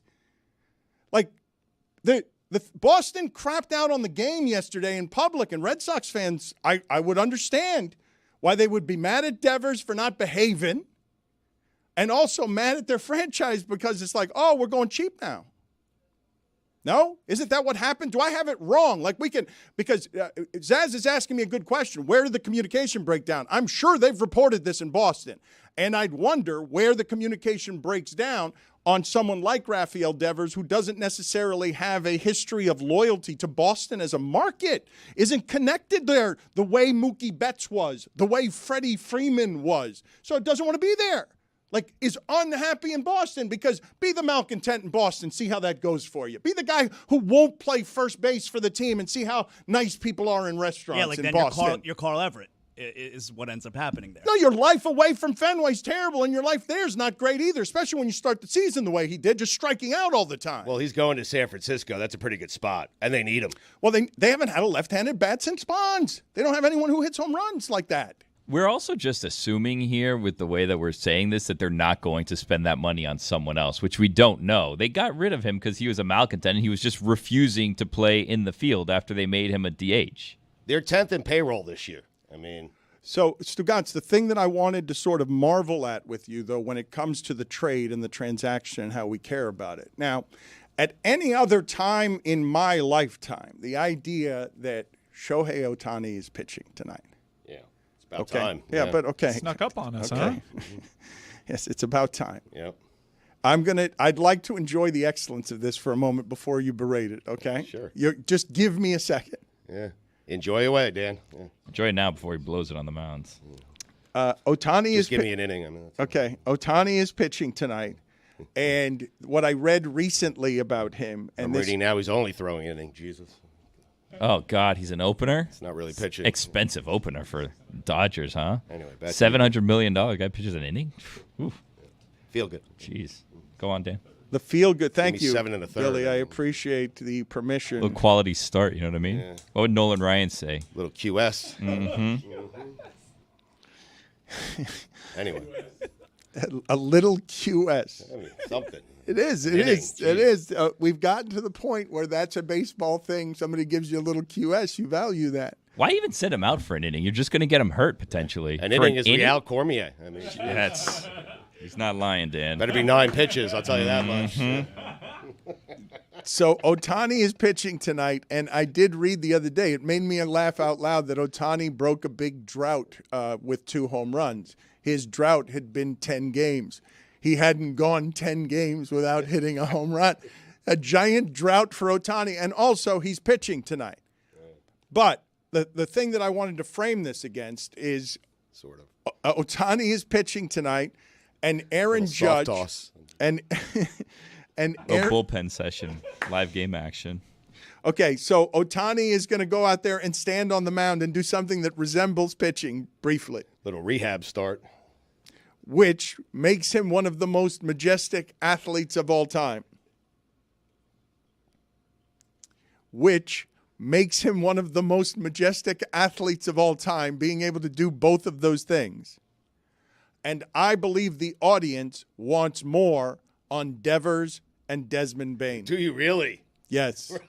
Yes. I'm chomping at the bit for Desmond Bain talk. I believe the new going rate of 3-4 first-round picks for Desmond Bain and us saying, well, that's better than Bridges went for 5 picks or Gobert went for 5 picks. They got a deal. And the thing that Orlando needs is exactly what he does. It's just like the one thing, catch and shoot, can you make threes? Orlando's terrible at that, and Orlando knows they're close. Like, And Orlando absolutely knows they're not that they could beat the Knicks, that they could beat Detroit, that they could be at the top of the East. So Orlando suddenly is playing for right now with its draft picks. And I think that one caught us off guard because I think the next step on this, as we all assume, is Ja now available in Memphis? Are they going to start shutting that down in a way that starts rebuilding so that everyone's doing it OKC's way, where you now can get 50 picks and do whatever it is Ainge was doing in Utah and he tried to do in Boston, because the going rate for somebody like Desmond Bane, who's never been an all-star, is 4 first-round picks. I think that's the most fascinating part about this. And yes, the Grizzlies have already come out and said Ja's not on the table. We'll see if that proves to be true. But I think this is a fascinating move in that, as you mentioned, Dan, he brings them exactly what they need. A consistent outside shooter, over 40% from 3, a 3-and-D guy who also slashes when they have guys that draw double teams and they don't really have guys that cut to the basket all that much. For me, it's what's the tipping point? We think the Bridges move helped New York, but 5 picks is too many. Is 4 the right number? Is 4 the right number for a team like Orlando that had some pieces maybe to get a superstar, but are they really in that game? Do they have to keep their powder dry, or is this the exact moment that they seize? And says the East right there is so weird, it might be for the taking, and this might be the perfect move for Orlando. Yeah, so the first thing is, I think it was really more like 3 first-round picks that they gave up for Bane, because it kind of feels like and a swap, right? Well, yeah, because Caldwell Pope's contract sucks, and so it's kind of like, hey, well, take his contract, we'll give you a first-round pick to sweeten it. So it really feels like it was 3 first-round picks for Bane, and when you think of it like that, it's like, all right, it's not that much, But I think Mike is right overall, where I think it's just as much about being able to get a player that you really like in Desmond Bane and watching what's going on in the Eastern Conference. Wow, Boston, you're screwed. Milwaukee, you're screwed. Let's get in the mix here. I think it's a great move from Orlando for that perspective, for a franchise that never does anything. It's like, yeah, let's go for it. I think it's mostly about the Eastern Conference. Yeah. I do, because you have a 50-win team in the Pacers playing for an NBA championship right now, and I think Orlando had 42 wins this past season. They're good and young. Don't underestimate how good Orlando and Detroit are. It's just surprising to see an irrelevant franchise, except for that one couple of years with Stan Van Gundy and the one couple of years with Shaq and Anthony Hardaway. This team has existed for 40 years without getting it. It's gotten two finals. Yeah. And never won anything. And this is the best young team they've had in a while. Wagner and Banchero are excellent players. They had some injuries at unfortunate times, so they could have taken out Boston this year. Boston will acknowledge that team's youth and length and perimeter defense is a problem. And the one thing they didn't have is the thing that Bane does better than anyone in the sport. He's third best in the sport. It's catch and shoot threes, catch and shoot threes, catch and shoot threes. They're terrible at both. They're historically bad at threes, and they're historically bad at catch and shoot threes. But this also really, I think the second part of the story here is this trade happened during the NBA Finals. This is clearly the start of what's going to be a crazy transactional period. Keep that energy for this conversation, because Tony Reali has buzzed in from the basketball court that is in the building. The basketball court, we have not explored any of these spaces. Tony is playing with a fan of the show who does it. Oh, my God, that was a tremendous brick. Earlier in the show, I just went into the video room. I was told that Reali and Big Mac had a terrible dap at the start of saying hello that the video team did not capture. Reali, did you remember the dap with Mac? Because unfortunately we couldn't find it. I caught him on the forearm like we were medieval soldiers checking each other for a sword. Right. When you really go up high on there. So that's where I was. So this is absurd what just happened. John can hoop. He played in junior college, all right? He's a basketball coach at Butler High School in Pennsylvania. But we had somebody matched up to play against him one-on-one. It was Jordan Hawkins of the New Orleans Pelicans. 10 points per game this season for the New Orleans Pelicans. National champion. Where is UConn. he? Is he there? Reese's cousin. Is he just working out? He was here. He's working out, yeah. So he was going to work out outside, but I recognized him and I saw him and he gave me he's like Kick Butowski, season 2, episode 37. I'm like, yep, man, you got me. So we almost had 10 points per game in the NBA versus John. But John's game, is solid. He played JUCO. He coaches at Butler in Pennsylvania right now. And, this is all about positivity. You mentioned all of this before. I don't know why we're recapping this now. Well, it's just a recap. This is called TV. I know you guys are doing something else. So what I'm going to do in the guise of spreading positivity, I'm going to sacrifice myself now because John is about 6'6". So I'm going to allow myself to be Frederick Weist at this moment, I think. So let's just see. You're going to play against him, cool? but you're going to do this while carrying a microphone. Now, I have to tell the people, as I've told them before, you used to be unreasonably competitive, scream at referees, etc. Yes, you know this about me. So, John, once again, here's John from Pittsburgh, the Poppy shirt. All right, one night and one night only in Miami, and now he's rocking it with the Poppy shirt. His wife is packing for their trip, and this is what he's That's doing. good. This is a good moment for him. Maybe we're not spreading positivity. All right, so this rib right here may not be 10, but we're going to be going with it. Let's see what your game is for a second, and let's see if I can get a ball, too. So he started out with some mic and drills. And now we got the baseline jumper. But what really I want here, I'm all about sacrificing myself here for a viral clip that can live on the internet forever. So John's he's gonna dunk on me, and I'm gonna eat it. All right. So let's put this down for a second. Okay. So that should be slightly less rehearsed than that. I thought maybe perhaps you guys would just do that instead of saying you're gonna do that. There are probably liability issues here, and the video's not great in the gym. So. That's Angel Reese's cousin was there to witness it, though. Yeah. That's really too bad. unfortunate. How do you recognize him? That's too bad. We were right there to a strong moment, and then the video cut out because we're in the bowels of the gym somewhere. I heard it. I think it happened. Yes, I don't know. We did hear it, so maybe we can get a recap of what we didn't see from an incredibly right here. We're gonna get a recap from this angle. Okay. Okay. Yeah, they're not picking it up. That's all right. Buffering. Yeah, we'll come back to you, Reali, in a little bit. We were proud of ourselves for executing it correctly Windows one 97 time. screensaver. We decided to go right back to it, and it was too early for that. There was a fan at the game, the last Panther game, that removed his Edmonton I hate jersey this fan. quickly. And then to reveal a Panther jersey underneath. Was that a plant? This person has gone viral, and this would make Panther fans mad, I would assume. Hate him. That guy came to that guy came to the arena with both jerseys, and that he could do that to Edmonton fans when they're down 4-1 and their team needs them, and this guy's a phony. Just what are the chances that the shot is perfectly framed for this dude that's standing, who's not being emotional in the moment, he's just chilling, and they know to cut right to this guy, and at that exact moment he takes off his sweater? It could have been a natural moment, but I'm a little suspicious. Mike, you mentioned something about keeping the powder dry. I don't know what that expression is. Like, I don't know where it comes from, and I don't know what it even means to keep. I guess I sort of know that to keep your powder. Go ahead, Stugotz. I'm sorry. Cocaine. I don't think it's cocaine. It's not. I don't know what it means to keep your powder dry. Back in the day, it was harder to load up weapons. It wasn't these automatic weapons of today. You had to realize, do I use this shot and then take the allotted time? I might be running So low that's on a powder. reference from using a musket and like a bayonet and keeping powder dry before you shoot? Yeah. You save it for a more judicious time. Okay. Yeah, more difficult time. Like, all right, we can take this this little guy out, but what's coming our way? I didn't know that was gunpowder that we were talking about. Did you guys know that was gunpowder? I haven't looked it up, but I'm fairly certain this is what it is.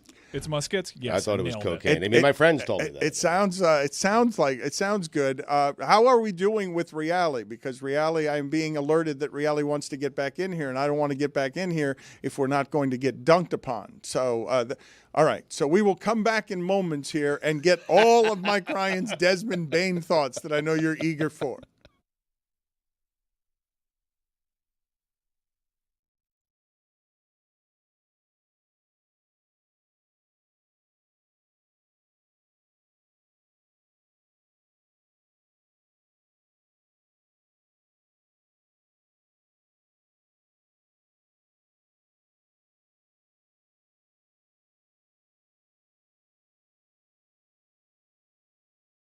Well, that's very kind of you to say. Thank you, and thank you for acknowledging that I am late in my life. There's a refreshing honesty to that. I am 45, so I'm well more than halfway. 45 is late in life. I mean, I do think about it though sometimes. Though, like I'm definitely more than halfway done, and that's funny. Isn't that funny? How does But it feel to be told that you're late in life by someone who is considerably older than you? Who's a great deal older than me? It's strange. I wonder, does he know things about, does he have access to my medical file? Has he seen things that I haven't seen? I just feel like I feel through your art like you've lived more than I have. It's really what I'm doing there in the having of 4 kids, in the choosing work-life balance, in learning life's lesson. I just think that I was atrophied as a as a young person. Yeah, I mean, I guess the things that that I've experienced that maybe most people haven't are, you know, I did get sober 20 years ago after going to jail after a car accident that I was responsible for, and I've stayed sober, so that's been pretty cool. I've had the unbelievable good fortune to make a living in comedy, and of course I didn't for a long time before I did, so that was challenging. And then, but the biggest thing would be that my wife and I, one of our sons got cancer and passed away a few years ago. So those are the big things that I've been through that I think, you know, are place me in sort of a strange minority. I think I covered it all. Well, life-altering things, Yeah. right? Because arriving at comedy success must have been the realization of your dreams, right? You came from your comedy story. There aren't a lot of people who had comedy success the way you did, just sort of discovered by social media. I can say that, right? Oh, sure, yeah. It came at an interesting time because I was trying very hard to get hired by, say, Jimmy Kimmel, Conan O'Brien, you know, writing jokes by the stack, by the physical paper stack, you know, because I'm submitting 2-liner jokes, you know, by the pound to try to get hired as a late night writer. So then Twitter comes along and I've got piles of jokes that no one will pay me for, no one wants. And I mean, I send them to people and they're like, no thanks, you know, or these are great, but still no thanks. And so I had a place to focus this stuff. So it was sort of a right place, right time kind of a thing. So myself and, you know, many other people around the same time figured, oh, you know, Twitter's not just for posting, you know, recipes and, you know, things like that. It can also be for jokes. And so I really lucked out that came along at the right time for me. Vision or happenstance? Happenstance, purely. So you don't have success in comedy? If not for that, you're just another rejected writer writing stacks of jokes that doesn't get an avenue towards success? Oh, you never know. I mean, I have a work ethic that I can at least say about myself. So, and I'm nice. You know, I think that might be part of being sober and having success come a little later in life. But I still am as nice as possible. So people will rehire me after they work with me. So maybe I would have had success through both my 2-pronged approach of working hard and being nice. Because that goes pretty far, you learn, after some time passes, some decades pass, and people start to evaporate. Or you get the job of somebody who, talent-wise, absolutely deserves it more, but maybe they're a jerk, you know, or they just forget to set their alarm, and then you get their job, and then, you know, screw them. Your kindness is displayed in this segment where a 53-year-old man dressed like he's going to the Vans Warped Tour called you old. Precisely. He just said success later in life, and I let him slide on it. He just got done saying success later in life, and I'm like, so you acknowledge you are later than in life. It's sunset for me. I meant it. I think you finessed that answer out of him. I meant it as awkward admiration for this man has lived and learned and put down. I just see in your work that you've put down your ego, and it's beautiful to see art flourish there. I don't know what that means, what you just said, that I put down my ego. I genuinely, can you elaborate? I think that you are only choosing projects right now, that you have a unique freedom in comedy where you can choose projects now because Catastrophe was such a unique success. That your life story is intertwined in it. You're learning about yourself as you're telling the story. It is unfathomable, the range you show in it as someone who is producing the whole thing with a partner, but it's you guys making a hit television show cheaply that is smart and funny and layered, and you made it, and from there you can make all the choices in life. And you've lived and learned enough to know that you have to choose wisely there because you want to be with your kids and you want to have life balance, and professional ego has gotten you in trouble. Gotcha, yeah. So yeah, one thing that I do now is like,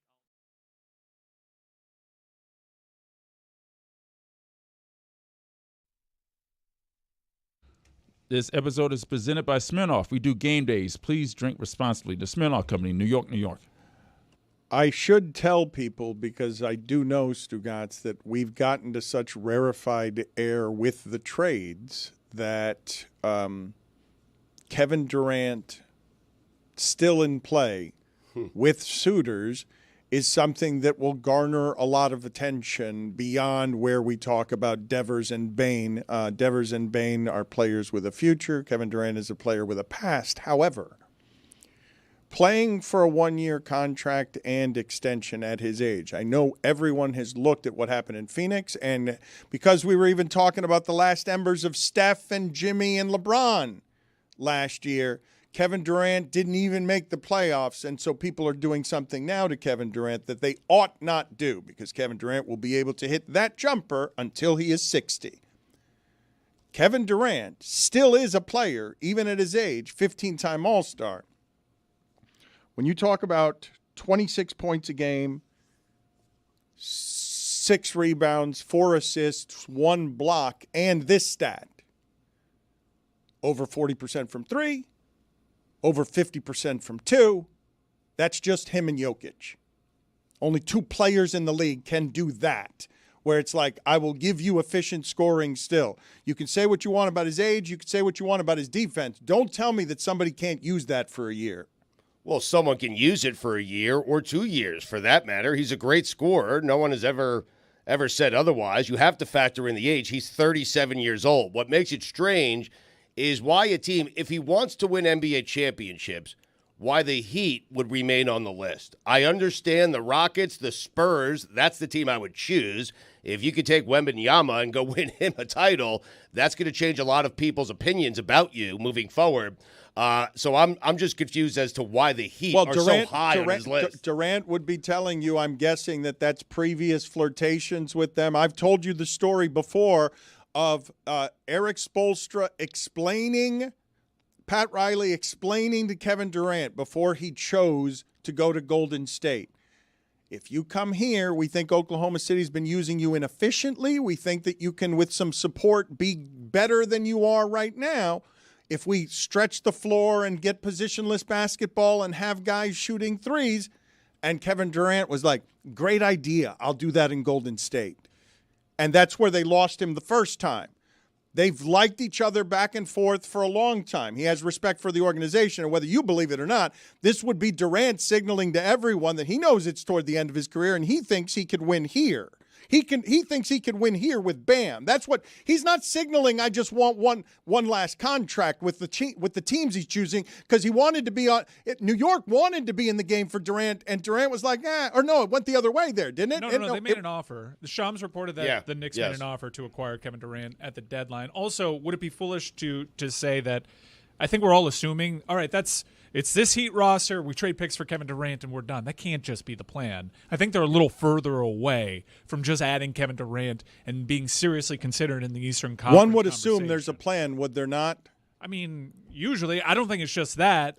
Miami needs to do something. We know what the ceiling is, and I don't think it's a sustainable business model to be like, let's get in as a 10 seed and fight our way through the play-in and get hot at the right time. I think that's proven to maybe be a mistake. I think there's a few things here. Kevin Durant probably has a relationship with Eric Spoelstra for their time at Team USA. That stuff's important. Durant and Bam, from what I understand, they are close friends as well. There's that. And we don't know a ton about Kevin Durant personally. He's been in this league forever. And we don't know anything about him personally other than basketball is his whole life. And that person with that personality, that aligns with what the Miami Heat are about. So he probably looks at that and says, yeah, that works for me. And the fact that the Heat, Stugotz, aren't even in this, when you look at the other teams who are A, better right now, and B, have a ton more assets to offer, that to me signals Durant's first choice is the Heat. The fact that the Heat are even in the mix here, to me, must mean that his first choice is Miami. Mark Stein reported this morning, by the way, that the Suns are not committed to necessarily sending him to one of those teams. So, they could consider it. That's nice. That's where you want to go. But if it doesn't make sense for us, you're not going there. Well, this is where the Lillard thing was the crossroads on player empowerment, where the Ishbias of the world, guys, please go listen to what Pablo Torre finds out did on Ishbia and just do a little a little reading about what now runs the Phoenix Suns, how impetuous it is, how meddlesome in basketball matters it is, and how big a swing and a miss the whole Kevin Durant thing was in Phoenix, where they're now stuck with Bradley Beal as well. Is there audio, or do I really need to read? You can do both. There is audio on Pablo Torre Finds Out, though. He's not reading anything. That's a quick download on just the competition between him and Dan Gilbert in the mortgage industry and in basketball. But Ishbia is rich guy toy, embarrassed, came out, did the Stevie Cohen thing of don't care about taxes or whether I'm going to make any friends here. I'm here to win. And there was no bigger calamity in the sport than that one last year, and that it happened to Kevin Durant's feet, probably not the way he wants to end his career. With the added disgrace of whatever was happening in the shadows there that he wasn't being informed of when 15-time All-Star, not unlike 3-time All-Star Devers or Devers. Right. Tomato. Billy, I've been remiss, and I'm sorry. Welcome back from vacation. Thanks. But I've been remiss because I've gone here for a couple of hours. Whenever you come back from vacation, you always come resplendent with sort of a bag full of vacation stories, observations from vacation. You had time to think. You weren't on the treadmill all the time. You went places. You discovered things. And so you usually come back with something. I haven't gone to you for 2 hours on any of your vacation meanderings. You don't need to go to me. There's a lot of people in today. Tony Reali spreading positivity. Zaz is here. The Panthers are doing their thing. Breaking news moments ago. Darren Ravel puts out, after a year absence, Joey Chestnut will be back to Nathan's famous hot dog eating contest this year. Wow. I mean, things are happening in the world right now. Joey Chestnut is back. Wow. Who would have thought? We thought it was impossible. We thought we'd never see him again, Dan. After last year, he signed that deal with the vegan dogs or whatever it was, and they banned him from the competition. And then what happened? We all tuned in on July 4th, and we saw the hot dog eating contest. And honestly, it was kind of a joke, if we're going to be honest with you. They didn't come anywhere near Joey Chestnut's record. Joey Chestnut then did something on Netflix with Kobayashi that no one watched, and they said, you know what? We got to bring him back, Jack. And now, guess what? He's back. God bless America. Well, but the last part that you said, did something on Netflix no one watched. That was where hot dog eating as a competition was about to soar into the sky with the brands, the individual brands of Joey Chestnut and Kobayashi, and then the whole sport fell apart because nobody wanted to watch unless it was on 4th of July. No one watched either. At a specific time. There's nothing else in sports going on. If you want to gorge yourself on hot dogs in the middle of the day, none of us are working, okay, but we don't want to watch this at any other time. I think if I'm probably misremembering this, but I was watching the hot dog eating contest on the 4th of July, and it felt like they were like 10 short of the record or 20 short. Like, it wasn't even close to what Chestnut was doing. And then the Netflix thing happened against Kobayashi, and I think everyone just didn't know it was on or forgot. Like, it was a whole thing when the news came out. It was like, wow, this is huge. And then the day of, I remember looking for it. I'm like, is that today? And I couldn't find it. And then the next day, I was like, yeah, it was yesterday, but we didn't know what time. It was like on Labor Day or something. It was just like, no one cares about Labor Day, if we're going to be honest, right? Daz, you care about Labor Day? Haven't given it a lot of thought. Yeah. Back in a few minutes. I'll think about it. 4th of July. You care about the 4th of July? Put it on the poll at Le Batard Show. I don't know how we got to, do you care about Labor Day, from me asking you about your vacation meanderings, but I am assuming we're going to get there at some point. Well, I'm just, breaking news. We have to address the news as it comes out. Yeah, we can get to that. I'm ready. I've thought about it, by the way. Yeah? Big holiday? You care? Or not a big or holiday? not a big holiday. Which one? Wait a minute. Hold on a minute. Imaging? Hold on a minute. Imaging? We don't have imaging for this yet. We should. Right now, he's a judge. He's a doctor. Big holiday? Not a big journalist holiday. with prejudice. He's a journalist. Well, a doctor with prejudice? No, you never want to be prejudicial when you're a doctor. Never. So what are the job titles you now have along with producer for our little production here? Judge, doctor, journalist. I don't think it's ever dressed up. The imaging is provided by Zaz, with the suspense being whether something is correct. So what's the question again? Labor Day, big holiday or not a big holiday? Yeah. Labor Day falls on a Monday. Yep. September. Yeah. Football season. Please. Not a big day. Oh. Not a big day.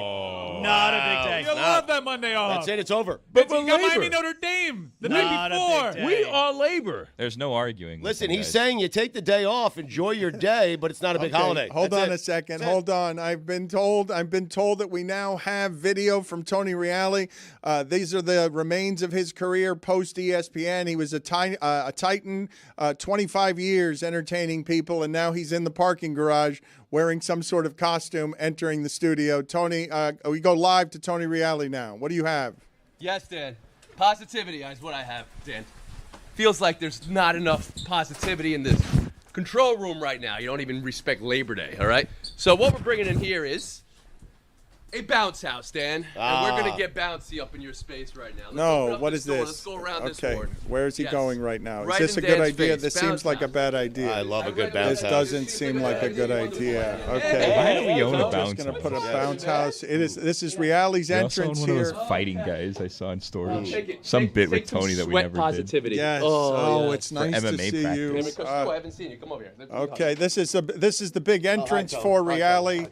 Did the guy dunk on you, or did he not dunk on you? He did dunk on me. We have video. Okay, we will. Okay, all right. So you have your own private video because the video here didn't work. Yeah. We made it work. All right. Okay, Yes. but that it He wasn't- has the video. He's sending it to our video team. All right, what are is you he's doing? saying. You're going to They plug can't it in find an right outlet. here. What are Yeah. we doing here? A bouncy house, by definition, must bounce, Dan. Okay, so you're just going to come in here and bouncy house it. That is positivity. Put it on the poll at Le Batard Show.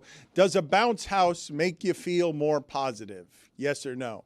Roy, why are you looking around as if you're not in control of your own show? I'm not, because they couldn't find an electrical outlet out in the office. You had to go inside the studio to plug it up. What's going I on think here? it's because Reali is actively trying to make a mess the way that Billy likes to make a mess of things. So he's brought him a bounce. Where'd you get a bounce? Why do we have one? It's a bounce house. Yeah. Well, I couldn't find any Panthers fans out in the street, but I could find a guy who was giving me a bouncy house for rental. True Miami experience. $50 an hour. Right. So you bought a bounce house I out rented there it. while I bought it for you rented it while trying to find Panther fans out there and only finding Big Mac from the carport. Okay, this is very loud, Who right? had no idea who Marchand was. Marchand espectacular. Man, what'd he say? Okay, this is not respectful enough. This seems like something Tony Reali is doing because he's hopeful that the bounce house will press against me, and it doesn't work if it just inflates behind me. And That one looks becomes- like it has like a rock wall on the back of it or something, a okay, slide. we're Yeah, that's a moving good stuff. one. That's it looks good, like. helpful, Yeah. Stugotz. Thank Oh, you. that's a water one, Dan. I'm looking at that. That is a water cannon on it. Yeah. I don't know why, That's Tony. a good one. Did you just use Meadowlark expense account money to rent That's a upside bounce down. house? Oh, no. Yeah. Oh, no. Don't break things. That's. Oh, yeah. now you've got Rose Careful, with there's you. a pen up there that might fall at any point in Oh, time. yeah. A pen? Yeah, Oh, if yeah, you the look pen. above you, Yeah, there's a you do a pen pen. that's lodged into the Mystery ceiling. Crate? Did Mystery Crate Yeah, throw we it were up there? celebrating something. I think we were ranking our top 10 podcasts. And there's a blue pen that's just sticking out of the ceiling. Look over to your right a little bit, Dan. It's just sticking down a little bit. Yeah, it got lodged up in the ceiling above your head. We're worried that it's going to fall on you one day mid-show, and you're going to wonder where it came from. I'm glad that I now have Secret's out. the story. Now we'll fall in the bounce house. So. It was because we were doing blind ranking as a podcast host, and Mad Dog that's came right. out, but I had already given away my number one. Yeah. So he had to go down to number 6. It is for positivity. We need this in these difficult times. I would say that Reali bringing fun and positivity to the proceedings, even though this seems dangerous. Like at this point, I'm worried about the lights. well, I don't think the bounce house is going to be like. I think Reali's going to actually break things here. Okay, but Yeah, be positive. It's working out fine. okay, but I don't. Why did you decide to put a bounce house in here, Reali? I don't understand how that. Who doesn't like a bouncy house? Let's Yeah. put it on a poll. Would you like a bouncy house at your party? Put it on the poll at Le Batard Show. Does your party get made better by a bounce house? Does every party get made better by a bounce house? Billy, in your travels, did you have any hotel room observations? Was there anything in the hotel rooms or outside of the hotel rooms that you happened upon? No, I found out. I didn't know this. This is probably dumb of me. I found out you couldn't just stream things wherever you want, whenever you want.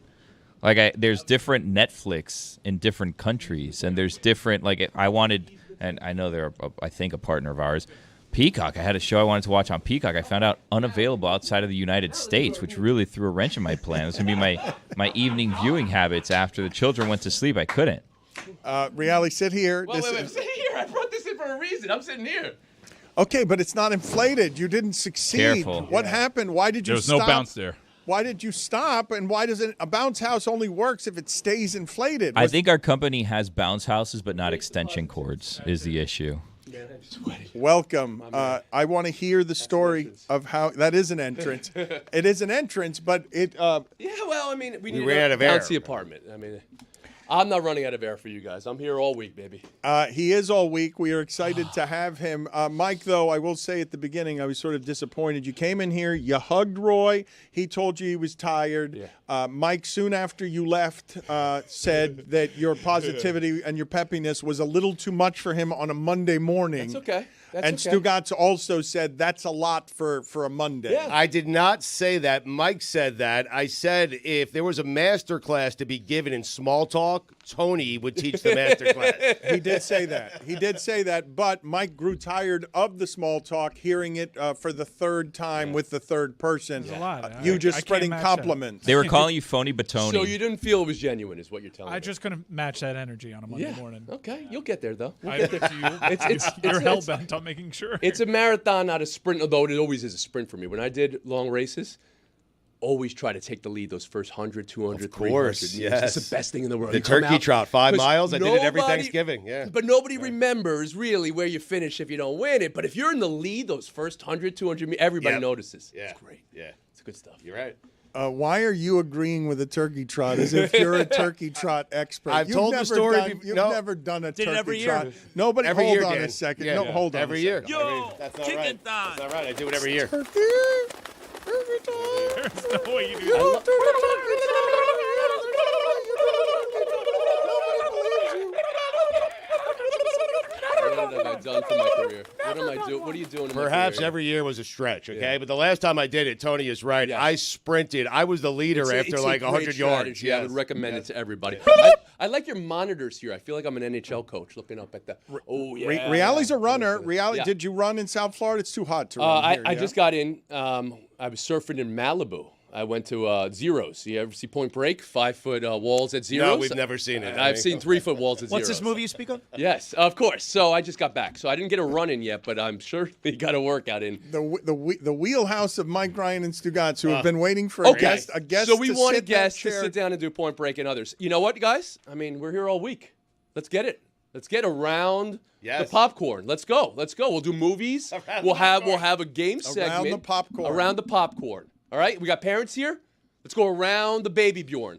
This is going to be All right. for Dan. Around the baby Bjorn. Around the Bjorn. We got Ron McGill in house. Dan, you got a guy who's been hosting Around the the horns. Yeah, I for know. This is what he decades. told me. This is Right. what he told me. He said, Cannot this is wrangle not your him. show. Yeah. Sit back, man. He's not used to the back seat. No, around the horns with Ron McGill, though. Come on. Kudo or Oryx, who you got? That's what I want. I like it. He came. Can't keep up with me, Mike. Come on now. It says Tony's Takeover. Yeah. Nobody told me they were doing Tony's Takeover. That explains why there's a I like that. That's a great pose. Okay, but why was there a bounce house? Did we buy a bounce house just for that? I don't know what that was. No 1 one, hour rental. It's Is okay. that the Target logo? Yeah. No one. That's beautiful. I like that. It Can I is. take that home? I saw on David Sampson's show, he's got scrolling across the bottom an infomercial number that makes it look like graphically. It looks Worst like, number. It's so great. The whole thing looks like QVC. David Sampson giving you sports opinions with a QVC font. But this is what's happening here, Mike. I can't wrangle the giant personality of 23 years a star daily on ESPN. He has his own show. He's not a team player. I got nothing to do, guys. I got nothing to do. I don't think you can listen to us even. Oh, I hear every word you're saying. It's active listening, though. It's, I've Wordy Page on one side and Bill Plaschke on this side, doinks and dinks and binks.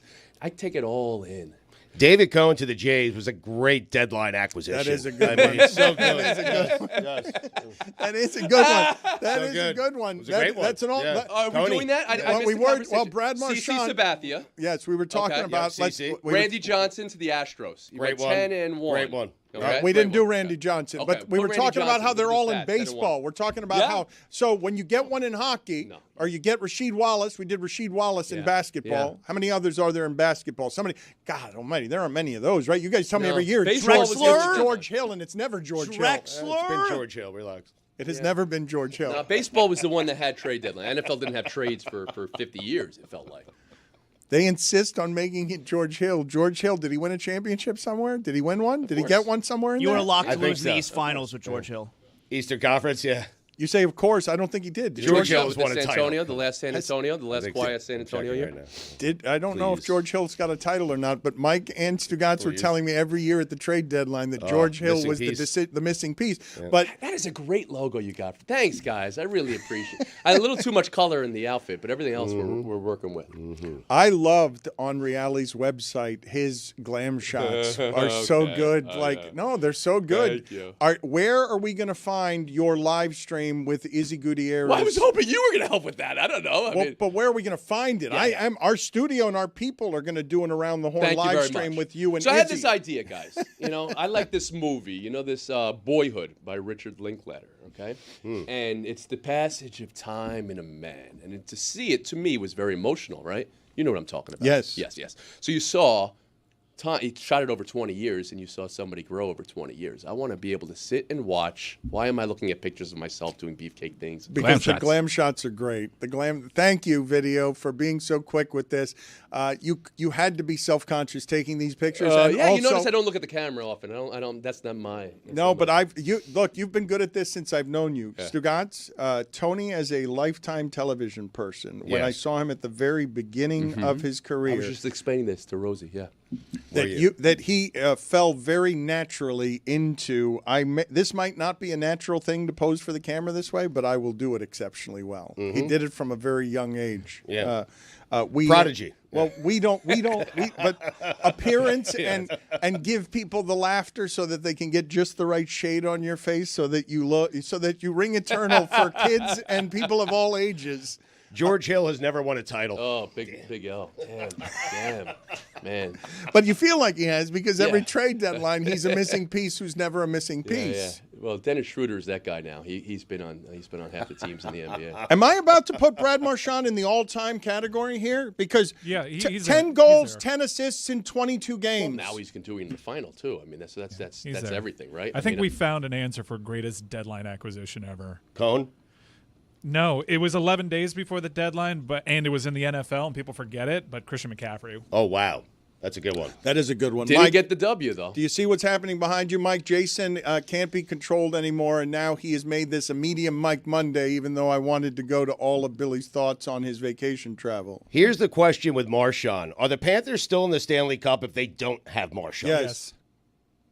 How big of a deal is it? It doesn't matter. I love your take. I'm writing that one That's down. not how those things get remembered. I don't know. I'm not willing to just shout out yes immediately. Yeah. They had a 7-game series earlier. There's nothing sadder than a bouncy house without air. Yeah. I mean, really, you and this is the place you sometimes occupy in my life. You are the bouncy house. You are the literal bouncy house without air. Why didn't it stay up? What happened? Well, I was worried about blowing out your lights here. I made a tactical decision there that rather than take down the whole, I wanted a couple hits in your face and I wanted to jump, but I didn't want to take down the studio. That would have been funny. I didn't clear this with you guys. That would have been.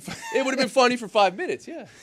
It would have been funny right up until shards started breaking down. Exactly. And we couldn't then broadcast on a medium Mike Monday. So. Mike, what is happening behind you there with Jason, the director, who is going off script and doing whatever he wants with the imaging because you were jealous of Billy's Wild Willy Wednesday?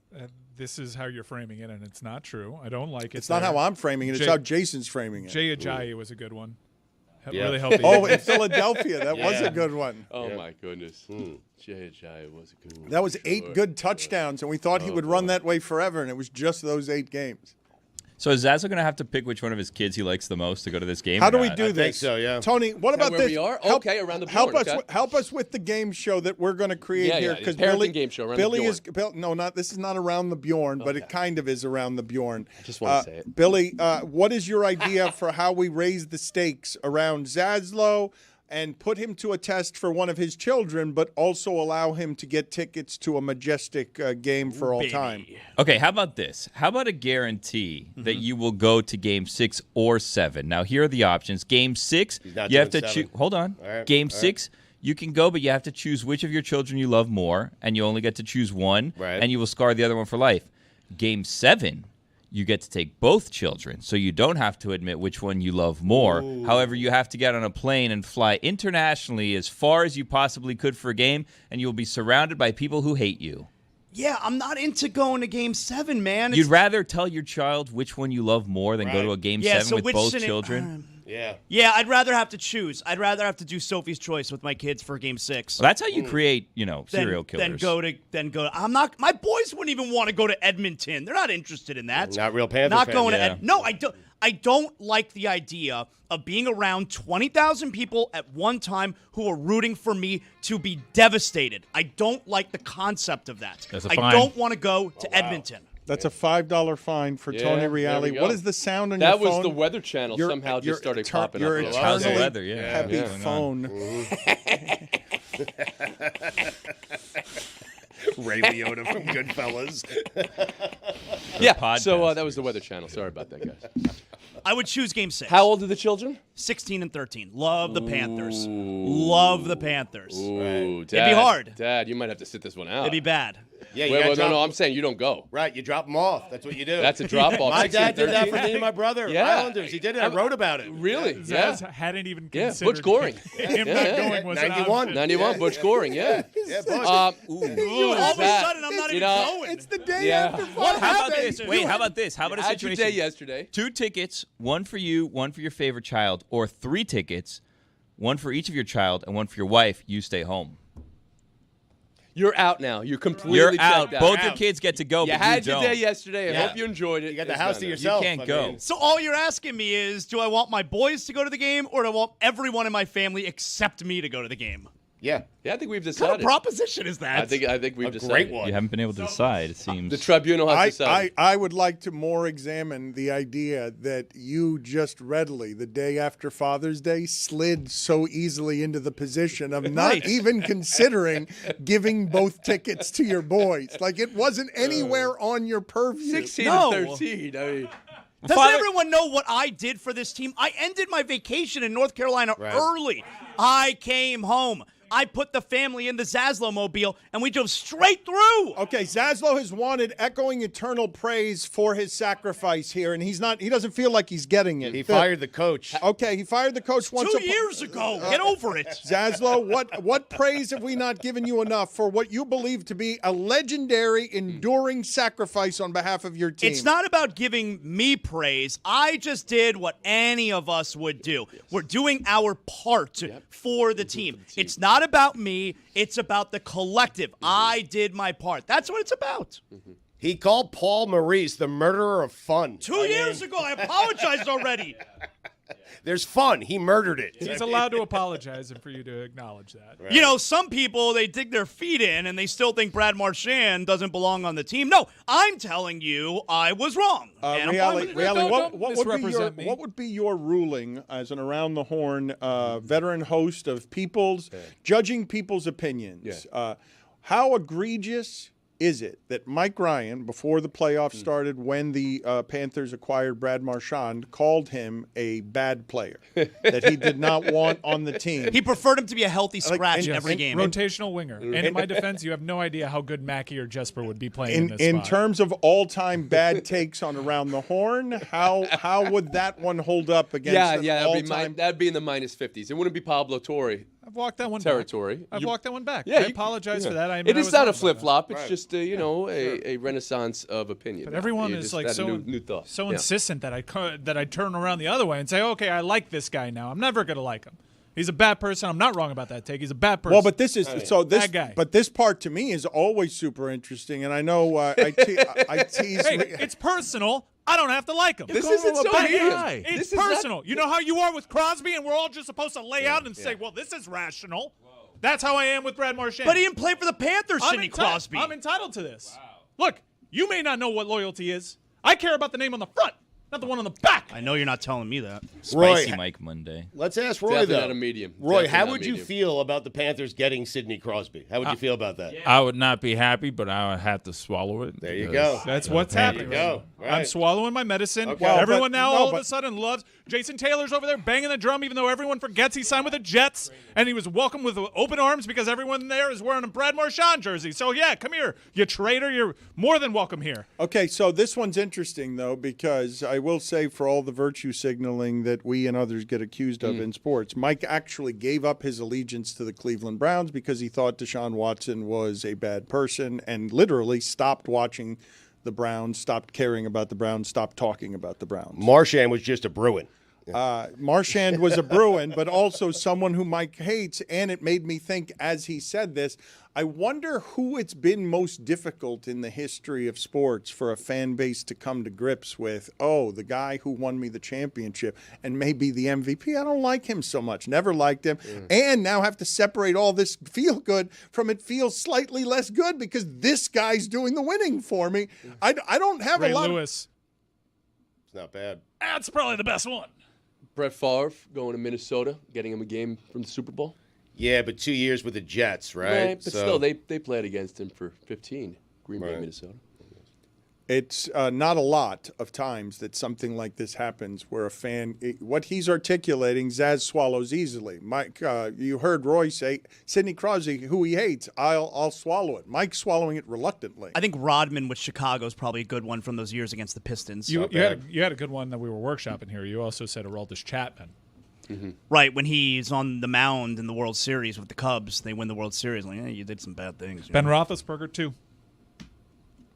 That one was a difficult one for Pittsburgh fans, and now they miss that they haven't had as good a quarterback since, and they miss the days of all of Ben Roethlisberger's 7-yard slants at the end, running out of the pocket like a skyscraper with legs. They yearn for those days. Yes, and longing desperately for that refrigerator with legs to roll out of the pocket and not hurt himself. Not sports, but I did. I'm reluctant to admit this. Go on. I miss O.J. Simpson's Twitter contributions. Put it on the poll at Le Batard Show. Do you miss O.J. Simpson's Twitter contributions? Yes or no? Strange. Do we have any thoughts as a group of about Stephen A. Smith getting caught playing solitaire during Game 4 of the finals? Tony, the floor is yours. I'm going to step away from the mic. I've been playing my own form of solitaire for a few weeks, so that's enough for me. If anyone's shown us they could spin multiple plates over the last few months, it's been Stephen A. He's a man of many hats. I will say this. You can go ahead and do that and play solitaire and multitask during the game, especially when you're someone who knows what's going to happen already, so you don't have to pay attention. But you can't lie about it afterward and say you were just doing it during timeouts. Like, if you're going to be the journalist, you got to be honest about that part, I think. Does he? Yeah. I think he's primed for politics, actually. This was also hours removed from First Take, where Molly was trying to help him. Like, hey, the cameras can see your screen, and he wasn't having it there. And then hours later, we see his screen to reveal he's playing solitaire during the finals. But I want to. You've got Game 5 tonight, and the thing that I wanted to talk to you guys about, because I did think it's been interesting strategically, right, Stugotz? You don't often hear me say ever around here that someone was outcoached, because I don't have what I believe to be the working knowledge of the intricacies of what goes into a game plan often to know what adjustments were made in the third quarter that I missed because all of their scouting reports said that they had to do something defensively different on rotations, and I wasn't paying close enough attention to watch that way. Yeah. Carlisle is outcoaching Oklahoma City. Well, it's 2-2. But let me just explain to you what's happening in the game that can't happen, right? Oklahoma City just won a game that no team ever wins playing that way. Having that many turnovers, that few assists, and having that shooting percentage from three, every time that game has been played in playoff history, every time, that team loses. OKC just won it, and the reason I say that Indiana is doing a better job here is because I know OKC is better, but OKC has played 3 games in this series, unlike any games they have played this season where they can't get any assists. They're turning the ball over more than they're getting assists, and they've played 3 of their worst 4 games. It's happening to them, and the only reason they lost Game 4 is because they went 0 for 8 from 3 in the fourth quarter. Otherwise, they would have beaten OKC. That wasn't done to them. They went 0 for 8 from 3, not because OKC is great at defense at the end, though they are, but because they just missed 8 threes in the fourth quarter. But the reason I say what I say about Carlisle it's a make or miss league, Dano. is specifically because when you get the other team to do what you want and they're better than you and you're even in the series, you might outcoach the other team and still lose. Because it's what happened in Game 4. Mark Dagenal. Thank you. That's a great one. You wouldn't shut up. It's the spelling. It's the spelling that tricks me. I was trying to help you, but Thank you. A-U-L-T, right? Thank you. Yes. Is it Yeah. Dagnalt? Oh, there's a T. Dagnalt. Okay. It should be Dagnalt. T is not silent. Yeah. My larger point, though, in that series, Stugotz, did you see how close Indiana was to being up 3-1? They should be up 3-1. They were outscored 31-17 in the fourth quarter. And I understand what you're saying about this is not their style, lack of assists, lack of distributing the basketball. You have to do what you have to do against the opponent once you make it to the NBA Finals. If you need to change your game a little bit, you change your game a little bit. And that's what happened. You know what I was happy to see, Dan? SGA in a big spot, down 2-1, his team facing a 3-1 deficit to the Pacers. He stepped up in that fourth quarter like one of the all-time greats. I needed to see that from him. Took 4 steps. Yeah. 1 point in the last 3 minutes from Indiana, 1 field goal in the last 5 minutes from Indiana. OKC does some of that. They don't do all of that. Also, a terrible job by the NBA last night. How do we have Father's Day? We have that fantastic finish to the U.S. Open, and then you don't have an NBA game. It's Father's Day. How am I not sitting down Sunday night, 7 o'clock, 7:30 Eastern, watching a little NBA Finals Game 5? That's a terrible job by the NBA. Terrible. Should be ashamed of themselves. Drop the ball. Yep. Egregious error. Zaslow, holiday. Big holiday or not a big holiday? Father's Day. It's not a holiday. It's a Sunday. I mean, Father's Day. The day for fathers. That's a big day. Yeah, let's go. Big one. Let's Big go. one. Big day ball. Give me some hope. So big, you don't need to go to a hockey game the next day. You just allow your children to go in your place. Are we doing this? What are the stakes? What has to happen? It should be the stakes should be tonight's game, should it not? For the basketball? Well, just because you want to go to Game 6, right? Like we got to make a game. I'm all in on OKC tonight. Yeah, but that's. Well, what am I supposed to see? You don't like my pick? You got to give him like an alternate spread. You have to, yes. Series is 2-2. SGA's over-under for points is 34.5, something like that. Let's go that there. could be fun. Yeah. Okay, that could be Yeah, fun. let's go there. Right. Over under. Dagenham. Dagenham. There's a T.